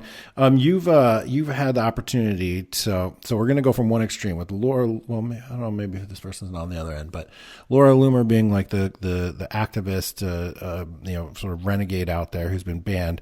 And I'm going to put Dave Rubin sort of and Jordan Peterson sort of on the other side of that because like when I first discovered Dave Rubin, I was like, "Ooh, sweet, this is awesome," and I love listening to his stuff and I love his demeanor and I've met him a number of times and we've talked about me coming on the show, but like that was right before the whole Jordan Peterson tour kicked off, so he's been just like crazy busy. I think they said they've been to like 200 cities in the last 7 months or something like that. But you had a chance to go like hang out with him pretty extensively and do a feature on him, right? So why don't you tell my guys a little bit about that, like when that was, how that process was, what were your takeaways, what didn't make it in the article, stuff like that. Okay, wow, what didn't make it in the article? It was a few months ago, yeah. I'd been talking to Dave for a while, and I've been wanting to do a story on him for Playboy. And yeah, it finally came together, and he was in town for a few days, and I went there and I spent the entire day with him. He shot 4 episodes that day. It was intense. Every time he wasn't shooting, I was asking him questions. So I was just waiting there. Yeah, I was hovering around. I was in the green room talking to random guests that were waiting to go on the show. Debating with them and having conversations with them. I sat in sort of the Rubin's. What happened was the interview, most of it happened exactly like his show. We didn't record it. The cameras weren't on, but it was me sitting in a chair and him sitting in that chair, the same chair you see when you watch the Rubin Report. Right. And we just talked and debated. And there's a lot of debating. I think what I try not to do with profiles and turn it into a debate because it doesn't read well, right? So, I mean, in an ideal world, I would love to sort of have done an interview with Dave where it was just me and him back and forth. But, a profile I thought was more interesting because then I could sort of chime in on my opinion of Dave Rubin and sort of talk about what he represents in the context of the society we live in today. My only problem with the criticism that he gets is I view him... What criticism? Lay that out. Let's talk about it. Yeah, my problem with it is I view Dave, and I think Dave sort of agrees with this, I view him as a talk show host in a vein of a Leno or a Fallon or a Kimmel. I don't view him as a political, activist or a voice in that world. I mean, he is to some extent, but I don't view him that way. I have a very solipsistic view of Dave Rubin. And to me, it's like, you don't want to watch a show? Don't watch a show. Change the channel. Don't engage with his content if it bothers you. If you don't like the fact that he's interviewing people who are on the right or libertarians or, there's some people that I thought that was, some of his interviews I didn't agree with. I told him I didn't like the Stephen Molyneux interview. I thought, he needed to push harder on Stephen Molyneux. I think Stephen Molyneux is a charlatan, and I think he needs to be called out for some of the very divisive and dangerous things he says. Now, like what? That being said, what? I'm not gonna let that go. What about Stephen? It was in the article. I mean, it's in the article. It's all out there. I think people should read it and sort of formulate their own opinion on what I meant. But I think the idea that some of his ideas are he's an extremist libertarian. Yeah. He's a purist libertarian, and this is why I'm a conservative libertarian, because I think purist libertarianism is fundamentally unrealistic and dangerous. Got it. I think the idea that and his belief that he sort of feeds his followers that the government is sort of out to get everybody and this sort of paranoid belief system. The idea that, for example, that he believes, that we should separate. He doesn't word it exactly as such, and I'm not going to go into his exact verbiage. But the idea that we should separate from individuals or family members or friends who don't sort of espouse our political beliefs or we're not in line with our moral sort of belief system, I think is really, really extreme and damaging. I think the idea that you should not be associated or live with or sort of find love or relationship with individuals that are fundamentally against your point of view is disgusting. I think he is a social justice warrior on the farthest extreme of the sort of the right. And I think that to me is a problem. And I think Dave Rubin Dave Rubin's a centrist to me. Yeah. I don't think he is to most people, but to me, because he should have pushed back. He should have been, Stephen, what are you talking about? You're crazy. Right. Dave and Joe Rogan did that. Joe Rogan did a fundamentally wonderful job at dissecting and exposing Molyneux. And Molyneux walked away from Joe Rogan, I think 50% less potent as a speaker because he was exposed. By the way, I think Molyneux's really intelligent. I think he has some good points. I don't think he's a monster or a white supremacist or a fascist and all this kind of bullshit. I just disagree with his political point of view. Right.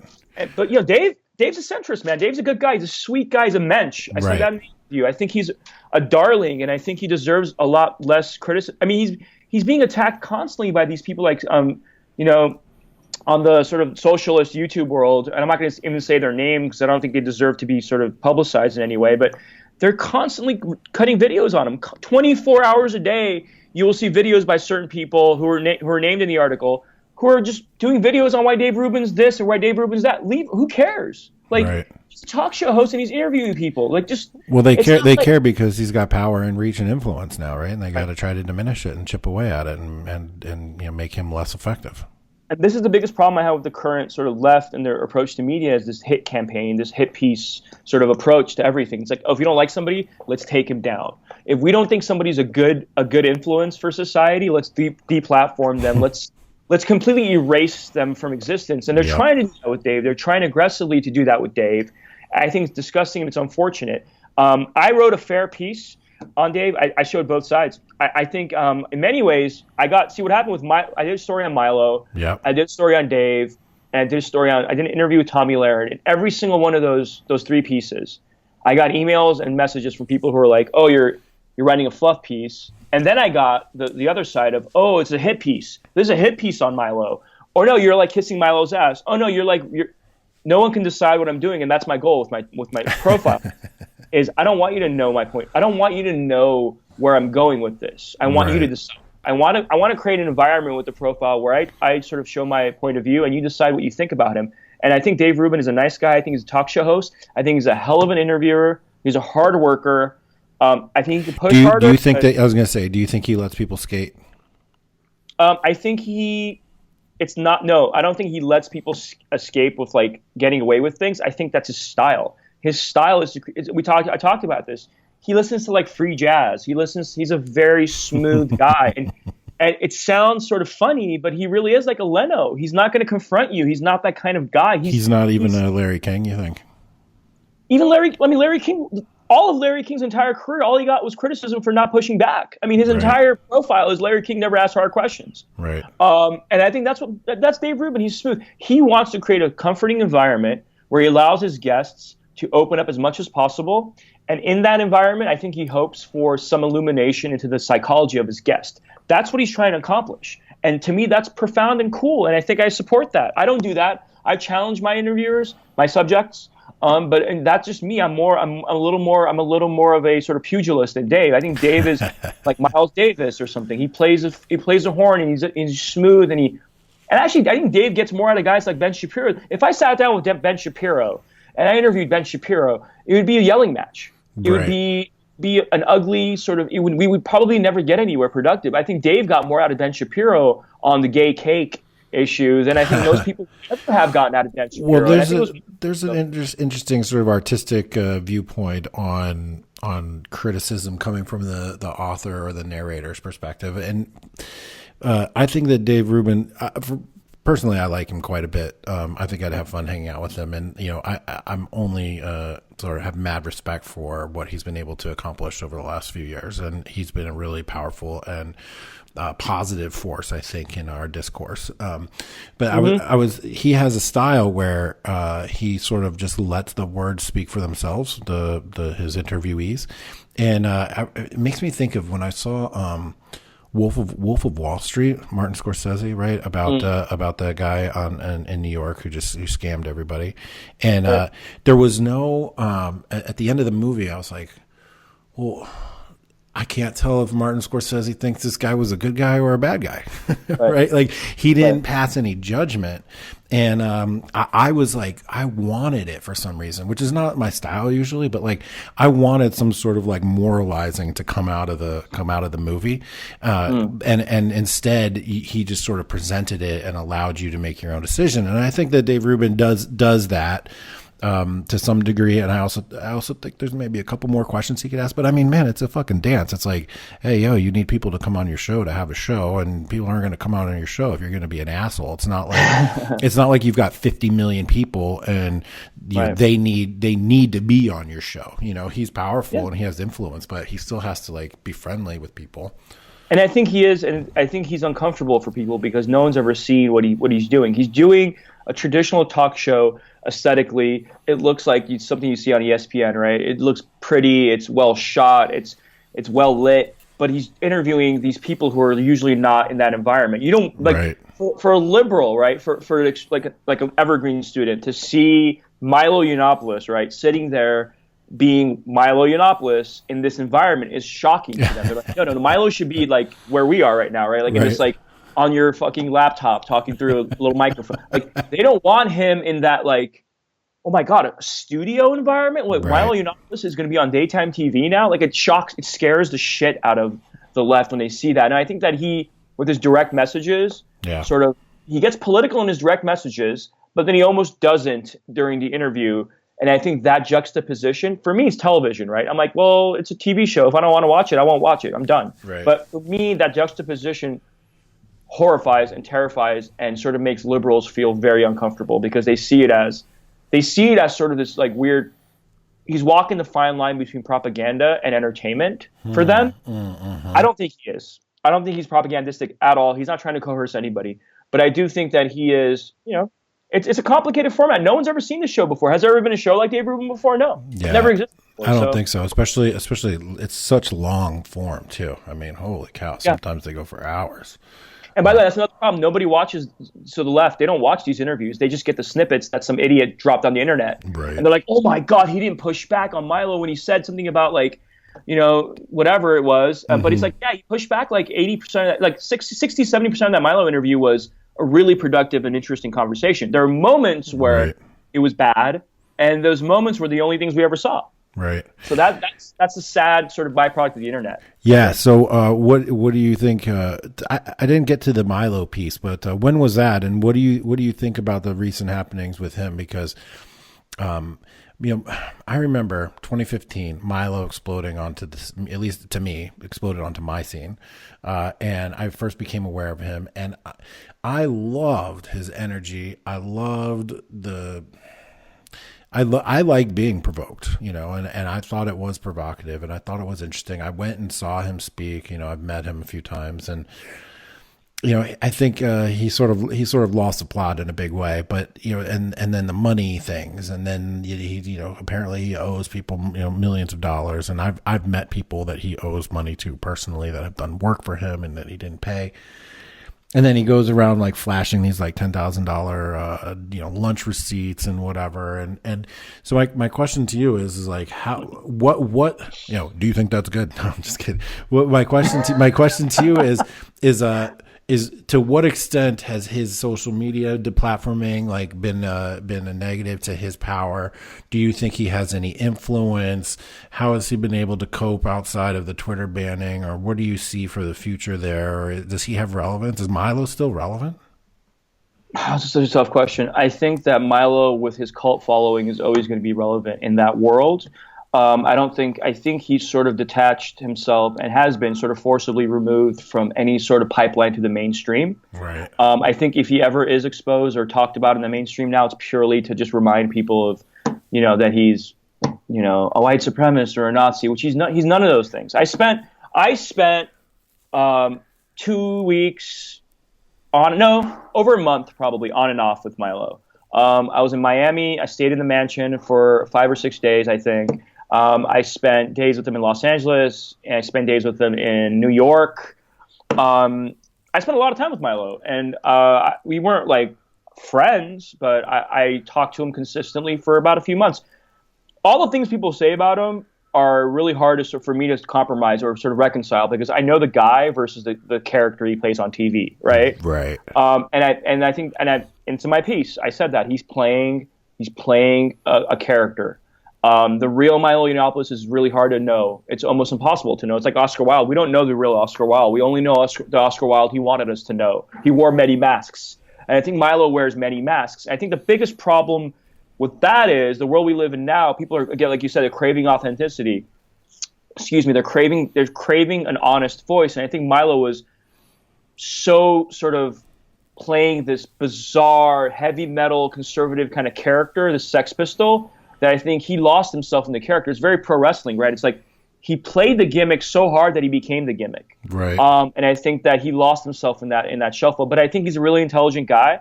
I think at his core, deep down inside, good guy. He was a gentleman to me. The entire time I was there, every interaction I've ever had with him, he was nothing but a gentleman to me. So I, one-on-one, don't have any problems with the guy. Never treated me bad, never insulted me, never did. I mean, he did sort of, I don't know. There were things that I thought were sort of weird or whatever, the way you treat a journalist or a reporter, but I think that's his own prerogative. But I think that he's a sweet guy. And he was a sweet guy to me. I don't know what he is in real life, but my only concern is I think that when you push people to the fringes, the way we have, when you isolate them, when you get rid of their, Twitter, you get rid of their YouTube channel, you get rid of their platforms to communicate, you make them even more extreme. You sort of radicalize them to even more fundamentally dangerous level. And I think the problem is, what worries me is people like Milo, the more we create those kind of people that we push away, the more they'll kind of come together. And what worries me is the day when like 40 or 50 different Milos come together and they amass a following and create sort of their own little monster, right? They become a Frankenstein that we don't want to. We're creating Frankensteins, and I think we don't know what's going to happen in the future, and it scares me. Yeah. Interesting. The Bill Maher interview, I thought was his chance to really. It was like a test. It was like if he did well, if he did well on that, the doors were going to open to him. Right. But he didn't. I think he really fucked that one up. I feel like he was it looked like he was on drugs. He didn't dress the part. He didn't act the part. Even though Bill Maher kind of enjoyed him while he was on the show, I felt like it was just a missed opportunity for Milo to you just maybe just dial it from like a 12 to like a 9.9, and like still be able to make a headway into a broader audience and to garner more influence. Honestly, I don't know or hear anything about Milo except for occasionally when he does something stupid, like post a $10,000 lunch receipt when he owes people millions of dollars, including people that donated to like a white boy college fund, people that donated to, bought tickets to go to his show in Australia, and that also people that actually did work for him. Like, people don't realize that Milo, I don't know to like the what percentages are, but he had ghostwriters and he had people that wrote a lot of stuff for him and wrote a lot of pieces. And, I don't have the super details that I can divulge on that, but, it just strikes me as just shooting yourself in the foot. So I wonder where he's going to go. And, Milo will fade. Trump 1.0 will fade. There will be a Trump 2.0. There will be a Milo 2.0. And you said it, like, we don't know what's happening. Like, the social media scene is just such a wild, wild west. You have no idea. People come out of nowhere and then they amass power and through the independent followers, and as they learn how to monetize those followings, and then they become independently crowdsourced and unbeholden to anybody. And man, I mean, that's the model I'm following, and I love it. I mean, it is empowering. It's beautiful. It's fucking democracy. It's like, I think, what people dreamed of when the internet first was sort of breaking out. Yep. But at the same time, like, the people that built the shit and monitor it now and control it now, they hate what's happened to the internet. They hate the fact that it has created individual voices and it has empowered individuals. And you brought it up, but what do you think about this Tim Cook statement that he used religious terms? He says, the CEO of Apple says, it would be a sin to not deplatform voices of hate. To those people, you have no place on our platform, and we're like coming for you, basically. This is an announcement he made yesterday. What do you make of that shit? Well, there's a few issues I have with this. First of all, he said that technology should have a point of view. I completely disagree. I think technology should be a platform or a tool for anyone to use however they want. Does a fucking hammer have a point of view? Yeah, it's ridiculous in that sense. He says that Apple's going to curate technology based on their point of view. Well, Apple needs to be very... What needs to happen is Apple needs to release a memo or a document outlining their point of view distinctly and clearly, and say exactly what they stand for, and then we'll understand what they are. And then I'll get rid of my iPhone if that's the case. If I feel like they're disagreeing, I don't care. My only issue is the idea that they get to decide. And again, it's not. We all agree. You and I agree. If you're actually consistently, professing or selling hate or political violence or extreme cruelty, yeah, you should be banned off the platforms. Yeah, if I'm on there and I'm saying, hey, everyone, hey guys, all my followers, 10,000 followers, I want you guys to get weapons, and I want you guys to rush Tucker Carlson's house, and I want you to burn his fucking property down. Yeah, I should be off the internet. That's a disgusting, vile, and grotesque, vulgar human being. So, but who's deciding what hate speech is? I mean, right. If I say something along the lines of, for example, if I say that I don't believe in sort of the political value systems of the third wave feminists, well, that might be hate speech to a third wave feminist, right? So Definitely. If they report me, I get deplatformed for that. Who decides what hate speech and violence? That's the problem I have. And there's no clear sort of boundaries of what they believe is violence, political violence, or hate speech, or whatever. So as a libertarian conservative, what do you think about government regulation of both Twitter, Facebook, and Google? Yeah, so Apple's a whole different thing, right? That's Apple too. Not, yeah. I mean, it's all. I don't think there should be regulation of product, like people who create physical products, right? So if they're creating, I mean, there should be, right? To some extent, there always is, but right. I don't know. Apple's a unique situation, but Twitter, I think Twitter specifically, I think Facebook, and I think Google, and I think Instagram and Snap. I think, and this is where my conservative side kicks in, that sort of, is an opposition to my libertarian kind of impulse, right? I think there should be regulation. I do think that the government at this point needs to step in. I think that, like a utility, or even just, in a sense, I think there needs to be congressional hearings to figure out how we're going to use these platforms and these tools in a way where it's fair to everybody. That's all we want. We want equality. We want fairness, real equality, not sort of giving the platforms and their sort of, their head honchos and their major domos at the top to be able to decide exactly what they think is right or wrong.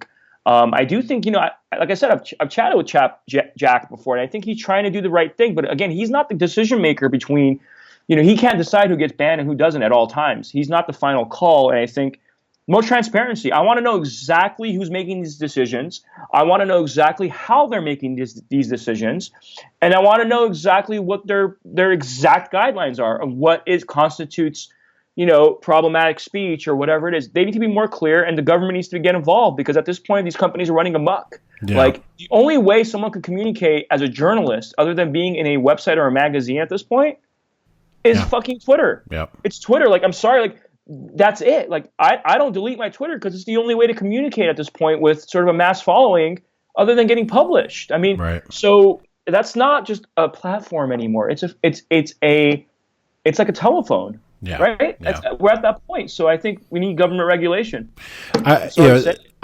Adam Smith, when he wrote Wealth of Nations, wasn't contemplating technology that would be so powerful and persuasive that it literally like reaches into everybody's brains and connects our synapses through our thumbs and technology and the internet. Like this Twitter and Facebook, Google, even Apple, and Apple's curation and censorship power comes in who they let on their app store, right? And that's massive, right? So, no one was contemplating these things. No one could even conceive of these things. And it's reached existential's probably too big of a word, but somewhere on that spectrum, it's come to the point where we all need to sit down and have a talk and like try to figure out what's going on. And I anticipate being kicked off of Twitter at some point, and part of me thinks that some people were supporting Laura Loomer's antics because she takes the heat off of them and like continues to be sort of a wild card, so that they're not next on the chopping block, which I find to be a very cynical way of doing things. But I constantly am asking my guys on Twitter to sign up for my email list, because that's like going to be the last bastion of independent thinking is me being able to email people directly, and like, they can't stop that. Yeah, they can't stop that. Yeah, unless I don't know. Who knows? Not yet. Well, I mean, there's been websites that have been deregistered, if that's a word, or like they can't host their domain places. Eventually. I mean, Art, I don't know what you know about me personally, but dude, I got doxxed and fired just for having political beliefs. Like, I had a really nice job that I believed in, and I was doing good work, and I got fired because of specifically for criticizing feminism and questioning sanctuary cities. And so I'm like really tuned into this stuff because they've No, I know. already taken away my ability to earn a 6-figure career and to do that what I had worked for 10 years. And so when I see this, I think, okay, well, yeah, I'll get banned from Twitter, but then, eventually they're going to also, ban me from selling books on Amazon, or PayPal is not going to let me use their payment processing system, or, Verizon one day is going to be like, oh, we're not allowed to have the internet either. And then I could be sitting here in my house in downtown Washington, D.C., but yet like not exist. And that's a power that a private company shouldn't have. Well, here's the thing. And I'm not as internet as you are, right? Quote unquote internet. I'm not as I don't monetize. I'm not as sort of involved in that world, but in my world, in journalism, in sort of working for magazines and publications, I've been deplatformed several times. I've had, I'll just say this. I've never said this really publicly, but it's not really a secret. The LA Weekly flat out told me I couldn't write for them because I was conservative. Just flat out. Oh, man. It wasn't even like a ghosting. It was like, hey, we can't write for us anymore. You're conservative. Right. So that was the end. So I walked away from them. I've had issues with other magazines and platforms who've done the same thing, who've, deplatformed articles or killed pieces or whatever it may be. I mean, I experience it on a daily basis. It's becoming almost impossible for someone like me to exist. And the thing about me is the conservatives at times, or sort of the MAGA conservatives at least, view me as being too, centrist or too to the left, maybe on some issues. And then the liberals will never even allow me to exist. They refuse to even allow me to have any sort of access to their platform. So I'm in this unique situation where both sides kind of hate me. Yeah. Well, I mean, dude, you write.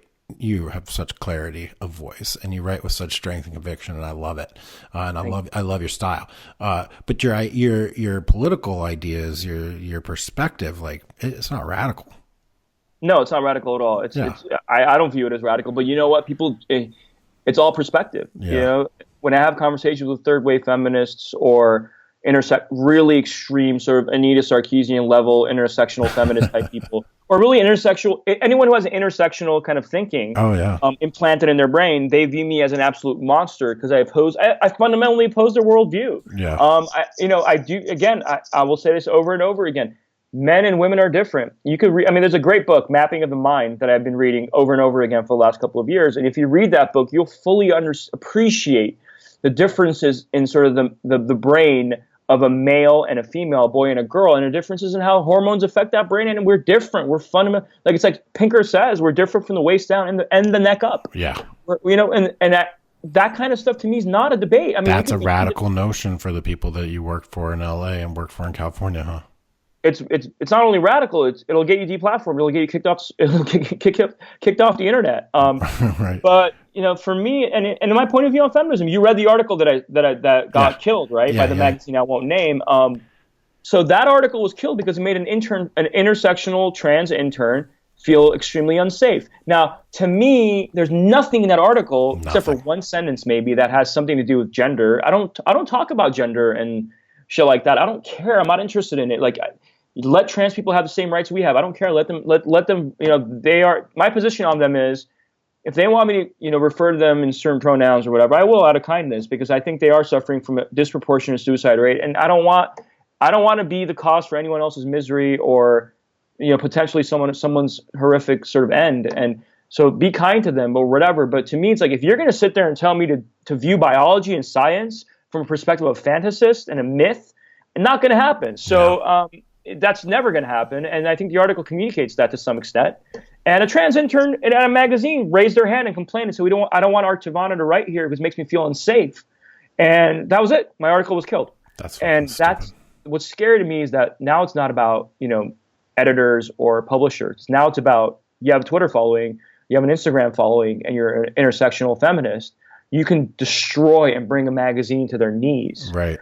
I think it's terrifying. Yeah, so you live firsthand what I was talking about before, which was how the institutions are bending to meet the needs of the newcomers, the fresh recruits into their institutions instead of the other way around, right? Like we never used to let 22-year-old kids dictate what a major corporation was going to do. And now the major corporations are turning around and bending over backwards in order to satisfy radical thinking that's coming fresh out of college. And for the life of me, I cannot fucking understand that. Is it profit driven? Is it profit driven? Are they making more money off of it? Is Colin Kaepernick making them a bunch of money? I have no idea. I can't understand why. A little bit I can understand. I mean, 50, 60, 70 years ago, if you said that women should be able to open a checking account and, get a job and go to college and do whatever she wants, maybe some people disagreed with you. So, that was a righteous fight worth having. And I feel like it's just this momentum. It's like a freight train that was rolling down a hill, but the stop was like halfway and shit. It was supposed to stop there, but instead it's just picking up steam and it's just cruising down this hill and it's about ready to just fucking take everyone out at the bottom of the mountain. And we can't stop it because it started off righteously and has now turned corrupt and evil. And like I said, that to me is the role of the conservative voice. It is to stand with, like Buckley said, to stand athwart that sort of running amok train that's just coming and trampling over society with no controls. Now, one thing I do want to say is this is where I do agree with feminists. We talk about the wage gap. We both know the sort of science or the math or data behind that and how ridiculous it is. But that being said, why aren't more as many women going into certain fields or dangerous fields as men, for example? They don't wanna. Well, here's the thing: you have to ask yourself a question: why don't they want to? Well, I think if you reading your book about the different minds, what do they wake up in the morning and say that they want to do? I want to go take risks and get hurt and be dirty, or I want to help my local neighborhood thing do this thing. I mean, it's like a pretty. Come on. I mean, I don't know. So here's the thing. This is where both sides are wrong. The extreme feminist point of view is definitely wrong. And I think the extreme anti-feminist point of view on this is extreme. I think we haven't figured out yet the sort of levels of where there's biology or sort of societal norms and culture and propaganda and, marketing and advertising and how that's affected the fact that, women are not going into certain fields with the same frequency of men, and men are not going into certain fields with the same frequency of women. And these fields are not necessarily masculine or feminine fields, right? I mean, I understand, for example, not as many men will ever go into hair and makeup as women. That's probably not going to happen in history. That just doesn't seem to, because that is a specific feminine, product. But I do think these are questions we got to try to answer, right? And we're not answering them as much as we are fighting to sort of protect our we're being tribal and we're trying to protect our point of view on the matter without trying to figure out, well, why aren't women going into why weren't there in history, or why aren't there now as many women going into sort of hard labor jobs? It's a physically daunting experience, right? So the argument is that women are not as physically capable as men to go into those fields. That's a fair point of view, but women can still go into those fields and work around the physical sort of the physical handicap they might have. But I don't know. I think I want equality, and I want people to be free to make choices. I do think advertising and marketing and sort of corporate America has presented a handicap to men and women to go into certain fields. I do believe that. Well, you are a feminist. Well, I don't know. I could push back on that one for hours, and we could talk about that in detail. But I want to move on. I know that you're writing a book. You're writing a book about Guns N' Roses. And dude, Guns N' Roses, I grew up with. I mean, I will never forget my first day of high school. I moved from Milwaukee, Wisconsin to Vienna, Virginia, which is just outside of DC. And it might have well been at that time, it might have well been the deep South. Okay. To me, it was like showing up in Virginia.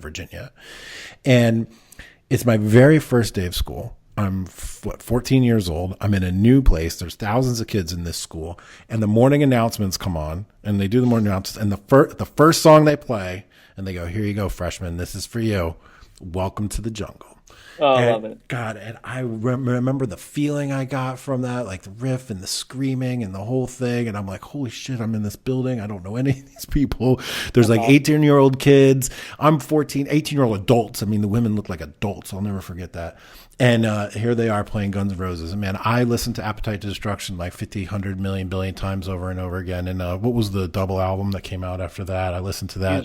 Yep, I've listened to that a million, billion times too. So to know that you're doing a story on Guns N' Roses, which I've also just lightly followed, so lightly that I did not know that there was a female member of Guns N' Roses now until I read your recent piece. Right. So tell us how you came to be writing a book about Guns N' Roses. What attracted you to it? What's the gist? What kind of research have you been doing? Like, have you been on the road with them? Like tell me. Like, I'm fascinated by this.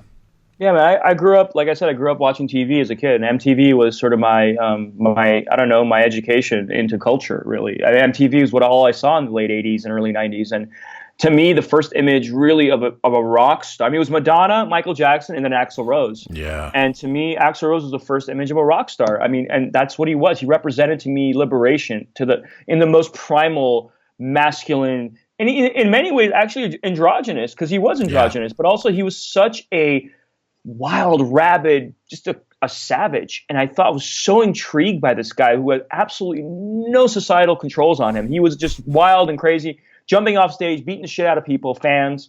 And he was, to me, one of the last truly free and crazy and manic rock stars. And that was my fascination. And I always wrote about Guns N' Roses, always listened to Guns N' Roses. They're one of my favorite bands of all time. But it was an accident, to be honest with you. It was an accident. What happened was, I was at the LA Weekly. I was writing about, believe it or not, I was writing about a lot of female-fronted rock bands, because the problem that I thought was happening was the LA Weekly was entirely focusing on hip-hop. And it was entirely focusing on sort of this sort of like woke, bizarre fascination limousine liberals have with like the ghetto. And it was just grotesque. And it was like, why do I care if like this gang member who sold like thousands of pounds of drugs amassed enough money to record a record? I don't care. I want to learn about rock and roll. I want to hear about rock and roll. What's going on in the rock and roll scene? And LA at that point, all the good bands were female fronted. Okay. It was just a coincidence. Okay. So I wrote about all those bands. And then Guns N' Roses started reuniting. And I was like, whoa, what's going on here? So I started investigating it. And before you know it, I was the only journalist in America who was at the Guns N' Roses reunion show at Troubadour. What? I was the only one there. Yeah. I was the only one who got invited to be there because of, the stories I wrote about Guns N' Roses. And yeah, so I was there and I did a few more stories on them. And before I knew it, I had an agent in New York, my current agent in New York, reached out to me, David Patterson. And he's like, hey, man, you want to write a book about Guns N' Roses? Just like that.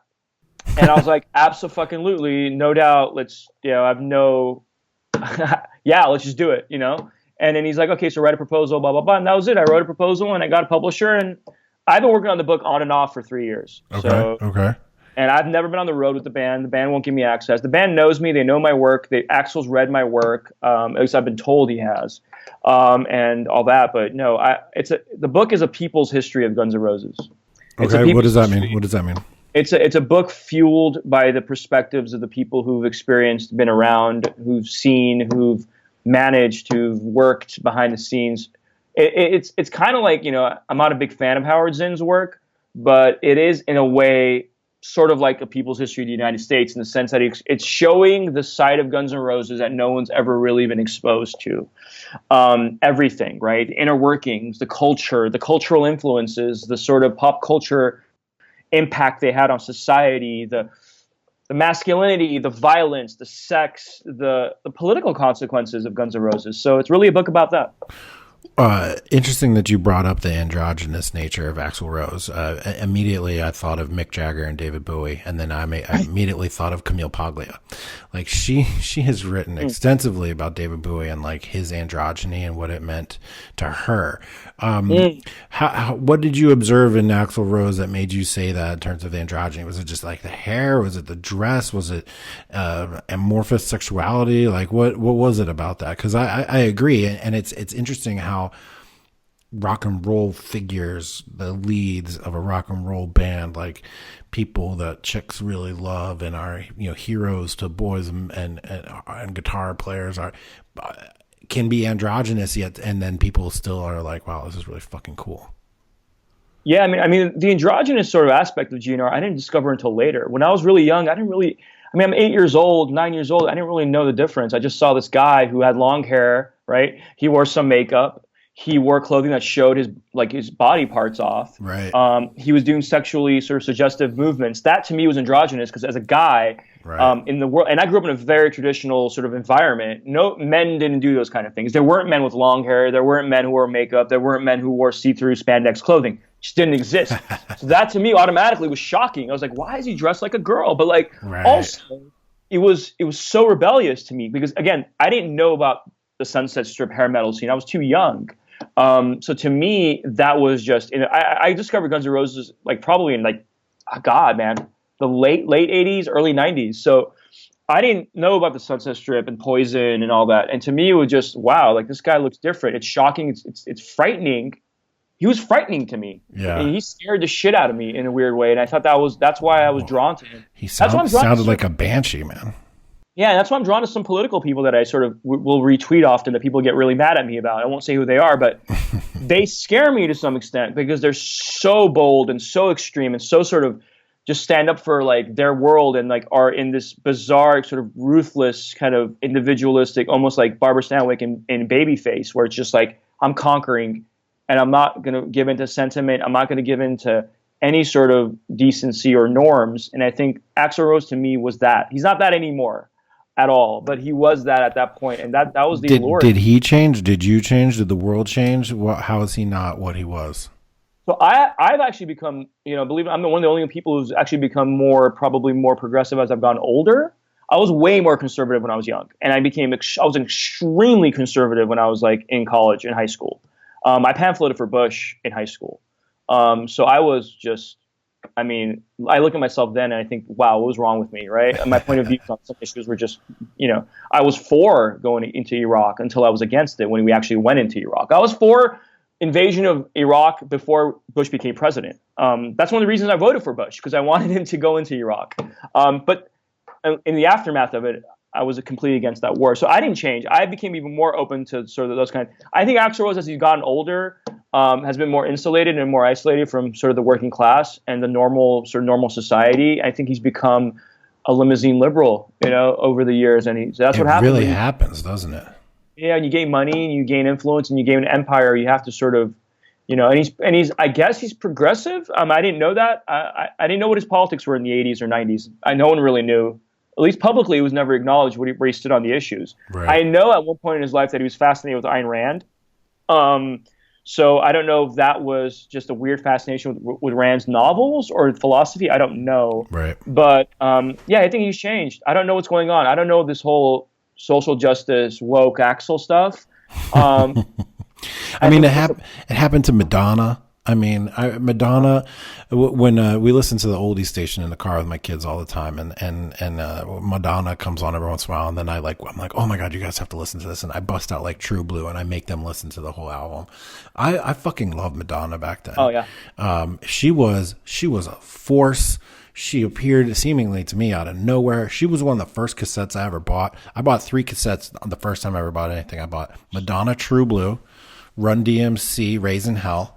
And Pink Floyd, Dogs of War? No, whatever album Dogs of War was on. I mean, that was fucking great music back then. Yeah. But Madonna, she's lost her fucking mind and gone completely off the left deep end. And then I listened to guys like Talib Kweli and Kendrick Lamar, who I really admired in terms of their lyrical skills and the hip hop. I mean, man, I love the beats. I love everything about their music. Sure. But now that I've got like a glimpse into their brains and into their politics and stuff, like it's been ruined for me. Like I can't even listen. Well, a weird sort of connection between Talib Kweli and Guns N' Roses. I don't like Talib Kweli. I never liked his music. I never liked him as a person. I think he's an idiot. I think he is for sure. No, I never liked his music. I thought it was too political. I thought it was too sort of radical. I think he's a black nationalist. And I think nationalism in general is sort of taken to the extremes is something I'm uncomfortable with, white or black or whatever it is. I think patriotism is beautiful. I think nationalism can sometimes be dangerous. And I think he's taken it too far in that respect. Me and him got in a Twitter fight once, and then he saw my byline and said that he saw that I was writing about Guns N' Roses, and immediately he went and screen grabbed the lyrics to "One in a Million." And you know that song, right? I do, but what are the lyrics you're talking about? So there's some lyrics that he uses the N word, and uses the F word, the homophobic slur. I was gonna say we've been saying fuck all day.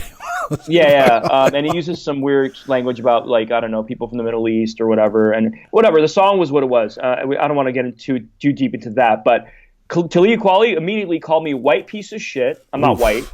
but he called me a white piece of shit and said that I was racist for being a Guns N' Roses fan. So that's the kind of guy you're dealing with. That's the kind of guy that is now sort of the voice of the woke, black, quote unquote, black Twitter, right? He's a bigot.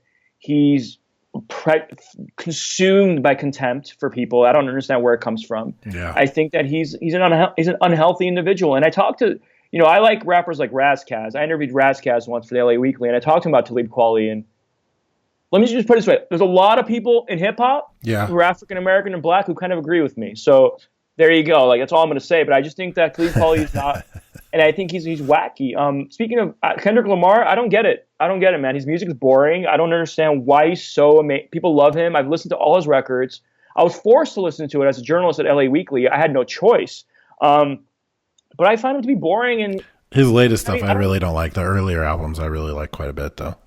To me, it's like, I had this debate with Brett. I was on the Bret Easton Ellis podcast, and he's like, "Why don't you watch new movies, man? Why don't you go watch Avengers and shit?" And I'm like, because I don't watch new movies. I basically haven't watched a new movie in like years. No, I don't watch them. They're just offensive and trash. You're garbage. So he's like, "Why don't you watch it?" I'm like, "Well, why would I? I can go back and watch like Karate Kid and Back to the Future and like Vision Quest, and I can go back and, I can watch After Hours. I can watch The Godfather. Why would I watch the garbage that exists now?" And there's grade A steak that I can revisit 20. I mean, you know how many pre-code movies I haven't seen? I've seen Babyface.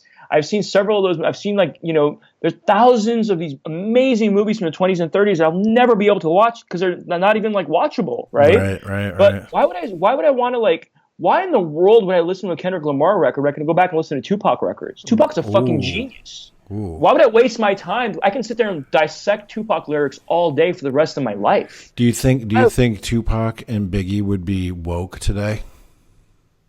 No, I don't think Tupac would be woke. I think Tupac would be like Kanye. I don't think he'd be a Trump supporter. I think he'd be a black radical. But I think he'd be a black radical in the way where I would respect him because I thought that he believed what he was saying and he was actually sort of like very gung-ho about his philosophies, and he was a black radicalist. He really was. So I think that he'd be like a Black Panther in a way. In a way, I kind of respect. Look, I don't agree with the Black Panther Party. I don't agree with any of their positions. I think they're violent. They're pretty much a terrorist organization, right? I mean, but at least I respect the people that stand up for what they like. Malcolm X, for example. I don't respect Malcolm X. I think he was an anti-Semite. I think he was one of the most horrific and vulgar people in history, but you know what? He stood up for what he believed in, and he actually believed what he said. I don't believe Beyonce or Kendrick Lamar believe a goddamn word they're saying. So that's I see. That's so very that's broad of the line, you know? So woke is marketing. Yeah, exactly. So when it becomes advertising and propaganda and a business plan, you read my piece. When Beyonce put feminist up at the MTV Award, it was a marketing plan. It was a marketing tactic. I don't believe for one second that she is as strongly feminist as she portrays herself to be. Has Beyonce sat there and read like Camille Paglia? Has she sat there and read the works of sort of the first wave and second wave feminists? Has she dissected their thinking? Has she really read philosophy? What does she think of Dworkin and McKenna? Yeah, and here's the thing, Jack. If she done that, we would have known. She would have talked about it. She would have released statements about it. She would have talked about. Oh, right, of course.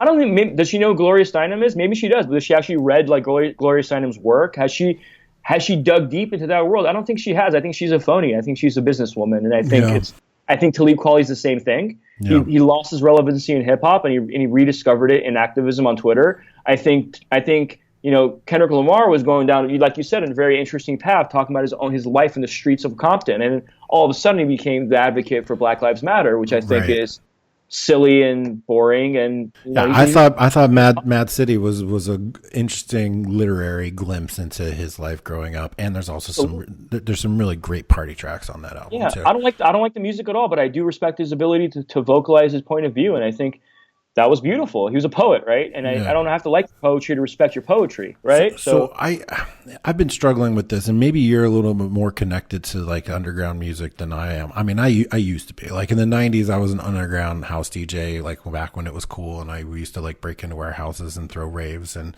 I DJ professionally for years in the 90s. Like I love it. But I remember listening to hip hop like right when it was coming up in the mid 80s. But where today am I going to find subversive rock and roll? Is there such a thing? Is rock and roll subversive? Was rock and roll subversive in the first place? I mean, I studied Woodstock in the 60s, and yeah, it was definitely subversive then. Yeah. But what has happened to the subversive nature of rock and roll, and where can I find subversive rock and roll? Because today, if you're going to be subversive, you're not progressive. Otherwise, you're just like towing the party line. So what's up? Where's the cool underground anti-establishment rock and roll? Is that even a thing anymore? Not really. I mean, there's glimpses and glimmers of it. Like I'll give you an example. There was a band in Los Angeles who got banned from playing shows in LA. They were banned completely because of their name. The band was called Black Pussy, and they were banned from playing venues. Yeah, their music wasn't that great. It was whatever. It was okay, but they were banned from playing venues in Los Angeles because of their name. So that to me was sort of a transgressive move. But musically, here's the problem. There's a lot of great rock and roll. There's endless amounts of great rock bands coming out. They're underground. They're not being promoted by the media because it doesn't fit the agenda of the media, because the media is trying to push this whole intersectional diversity quota. So like they're going to talk about hip hop. They're going to talk about, just like NPR's list yesterday. NPR listed the 10 best albums of the year, right? Yesterday, right? Okay. All 10 were by women. I mean, every single one of them? Every single one. Oh, every single one. And so to me, that's okay. But do you for 1 second believe that the top 10 records are all by women? Like, are there no records by men? Are we just saying that we want to create this list to promote this idea that it's the women's year in music or whatever? It's been the women's year in music since 2012, as far as it's always been that. I mean, look at our pop stars. How many great male pop stars can you name? Ed Sheeran, Justin Bieber, and it ends. So Justin Timberlake. Yeah, but he's like basically finished. I mean, let's be real. Like, I don't know. He hasn't really done much. His last album was kind of a laughing stock of like pop music. He's like bizarrely fading away, but it's really just all women. It's like Lady Gaga, Miley. It's all female pop stars. I mean, women have a real stranglehold on pop music and music in general right now, which I think is cool and fine. But the problem I have with that is when the media takes it upon themselves to be, activism and music journalism, to me was the most horrific thing I saw growing up in LA, because music to me is apolitical. I mean, it could be political, the music itself. The music itself could be political. But the coverage of the music, to me, should always be agenda free. It's about allowing the artist to communicate to their audience, not communicating the fucking message of the artist in your own point of view as a propaganda tactic to like convert people. That's what I started seeing happening, and that bothered me a lot. So, is there great rock and roll? Dude, I'll send you a list of great rock bands. Yeah, I'd love it. But what I want to... hold on, let me think. What was his name? God, I'll come back to me. Let's keep going. See, I remember in middle school, I studied Woodstock. I gave like a presentation on it in class. I watched the movie. I read everything I could about it. I was really into classic rock, man. Hell yeah. I love Led Zeppelin. I love The Who. I love listening to Pink Floyd. Led Zeppelin's probably my favorite band of all time. I just remember, I mean, the Woodstock event in and of itself was political. The message of all the artists was political. Even if Jimi Hendrix wasn't like out there saying political words, his behavior was political. Right. And the way that he expressed himself was political. And that was an actual fucking political movement. The whole thing was a political movement. But does that element of rock and roll still exist? Is there anything counterculture about rock and roll? Is there anything counterculture about their ideas, the way that they operate, the way that they move? Not on the mainstream. It does exist in the underground, but the problem is the underground rock and roll subversive stuff that's happened. For example, like in Boyle Heights here in LA, we have a barrio here in LA called Boyle Heights. There's a various sort of like Mexican American little suburbs in Los Angeles and near sort of the epicenter who have a really cool like hardcore punk scene and metal scene, and they have these underground backyard parties where all these bands come and play badass subversive these are dangerous bands. Like, these bands are gang members. Like, I've been to these shows. It's not safe, it's scary, it's subversive as fuck. The problem is there's two problems. The first problem is they're not political people. They're just not. The subversiveness in the current youth movement in rock and roll is anti-political. They're see, what happened was in the 60s being politically subversive, right? Now the most subversive thing you could possibly do is be apolitical, right? I mean, like, think about it. Yeah. So that's what these kids are doing. The young rock and roll kids unplugging from the mainframe. They're completely going into their own little wacky world. It's like they have created their own little society, and it is not political, man. They're not the female punk bands might be doing sort of the feminist stuff, but they're not really even talking about it. Like I know girls in the LA punk scene, and these are girls in really popular bands who hate talking about intersectionals. They get questioned about Me Too all the time. They're grossed out by it. Right. They're like, we don't fucking care. Like we want to fucking shred our guitar. Right. So we want to yell and we want to fucking have fun. What does political minded thinking, what does that get replaced with? Does it get replaced with like a hedonism? Is hedonism the counterculture? Is that subversive to this like hyper woke, hyper political perspective that people have adopted as like mainstream thinking? It's not even hedonistic, because I think hedonism is going away in a lot of ways, because I think that people are afraid of. I think we're living in a weird sort of police state because of the iPhone and all this. People are they can't even be free in private anymore, really. So I think we're kind of moving away from the Camille Paglia, like Guns N' Roses, Madonna, hedonistic world, and we're entering this weird thing of they're just unplugging, man. It's like hackers. They're just kind of like, in the movie Hackers, they're just kind of getting away from the reality of the current world, and they're immersing themselves in their own reality. And in their own reality, at least in the rock and roll scene, I'm not talking about the digital, electronic, or hip hop scene, but in the rock and roll scene, it's a giant fuck you to activism, to political sort of awareness. Like they are so disconnected from it, the music journalists won't even cover them. Right. Because they're like, you're not providing productive discourse. Well, the whole point is that they're saying fuck you to discourse. Fuck you to discourse. And do you see, my first thought is you say fuck you to discourse and replace it with intercourse. But I think at the same time, like people are having less sex and there's less of that. And there's like a major chill on that too. So like, well, that's the internet. That's the internet. I'm trying to understand like what gets replaced in that vacuum if like overt sexuality isn't okay anymore. And like being a political activist isn't, and being it's just replaced with what? Just like, I'm going to just be me doing whatever I want, playing my fucking video games and skateboarding and shit. Like, I don't, It's sad. It's sad. No, I think you're right. I think that the idea that the thing that you and I probably grew up with of rock and roll, that image, that world, it exists. Like Marilyn Manson's still a fucking rock star, man. He's still living the rock star life. He's doing everything he used to do. Nothing's really changed. I mean, he's still dangerous as fuck. He does like these concerts. He takes out a fucking AR-15 or whatever and horrifies everybody. It's funny. I had this. I'll give you a story of how bad rock and roll has gotten. There was a magazine, I won't name the magazine, a huge classic rock magazine that wanted me to do a story on Manson, right? And this is why I didn't do the story ultimately. I have access to Manson because I know someone that's friends with Manson. And my idea was, let's just put Manson on the cover, right? Holding an AR-15 with the American flag like on fire behind him. And just like shock the fucking world, right? Like the most, and then just do a cool interview with Manson about politics, music, and Second Amendment, and whatever, like hedonism and sort of the occult or whatever. Completely was killed. He was like that is that image would, they were just like, they became social justice. These are like classic rock guys who became social justice-y on me. I'm like, we don't want to portray that kind of image. We don't want like. That was when rock and roll was dead to me, dude. I have the magazine sitting. It's sitting in my bookshelf right there. It's Axl Rose on the cover of Rip magazine from 1989 with a fucking shotgun and riot gear, like pointing the gun right in the face of the camera. Like that is rock and roll. This makes me so sad, Art. Yeah. That Rage Against the Machine is now the machine.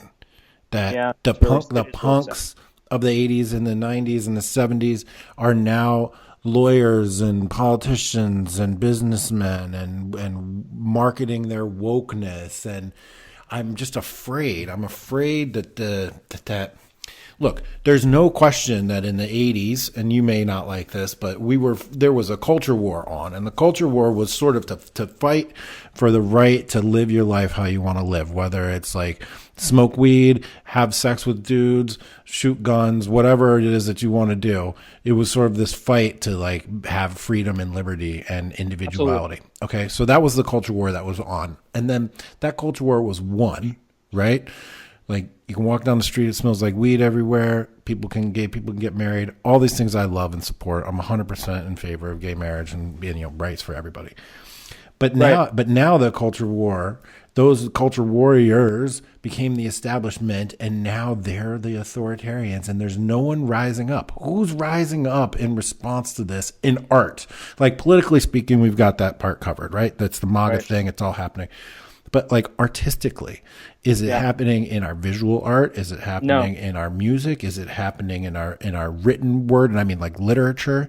You know, is there any pushback in fiction world? I mean, or is it all just totally fucking part of the system and commoditized and brainwashed? Well, there is a pushback, right? There's pushback. Like Comicsgate is a great example in the comic book. There's certainly a pushback. There's a pushback happening. The problem is, and this is where the left refuses to play ball, and this is why I'm sort of. This is where I get frustrated, right?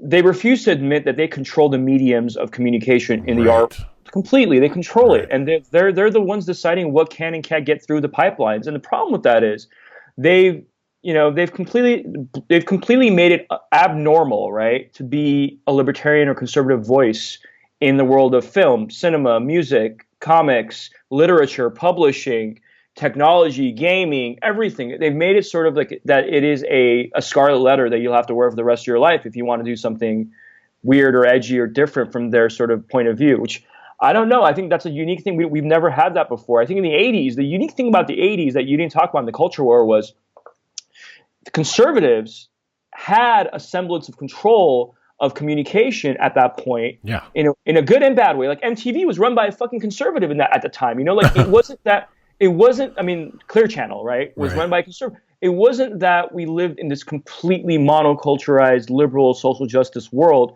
But for some reason, in the late 80s and the 90s and the 2000s, it all started going completely to the left. And I think, I mean, the idea that we had anti-hippie, pro-capitalistic, conservative TV shows in the 80s, like Family Ties was a complete terroristic attack against hippie culture. Right. The whole show. Right. Kids were watching that show. I mean, could you imagine a show now that's a complete kind of terroristic assault on the third wave feminist movement? Dude, like I mean, we just saw a clip for Married with Children the other day, and I asked my girlfriend, she's 20, I was like, have you ever seen that show? She's like, I've watched every single one. I was like, that's why I love you, honey. Can you imagine trying to pitch that show today? It would never get made. No, and that's what's sad to me, that we can't have everything. Like, my thing with the Comicsgate movement was I became a diplomat in the Comicsgate thing because I was like, I became a diplomat in it because I was like, you know what, guys, like, let us have what we want. We'll let you have what we want, and we live in a beautiful society. You want feminists, you want Thor to be a feminist, right? Cool, I'm good with that. That was interesting. I was good with that. That's great.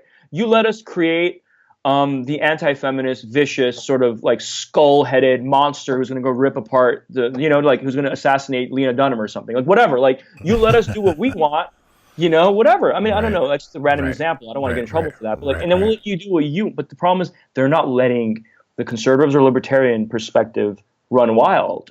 That's the problem. Let us run wild. We'll let you run wild. We live in a beautiful society. What's the problem here? Like because they don't believe in actual liberty, man.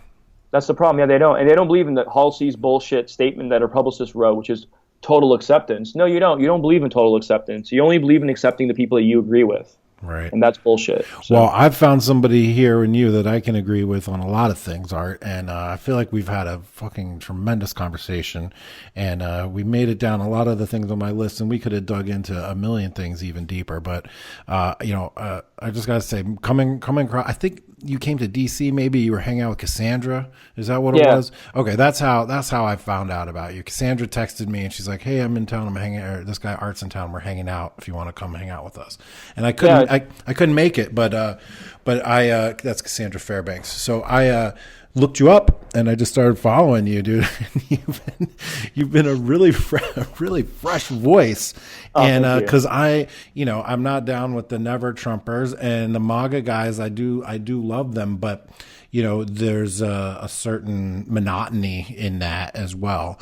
My podcast is certainly not politically oriented by any means. I mean, I've had the Democrats and libertarians and conservatives on, and we've talked about sex and porn and masturbation and art and relationships and all kinds of shit. So like this conversation to me has just been fucking awesome.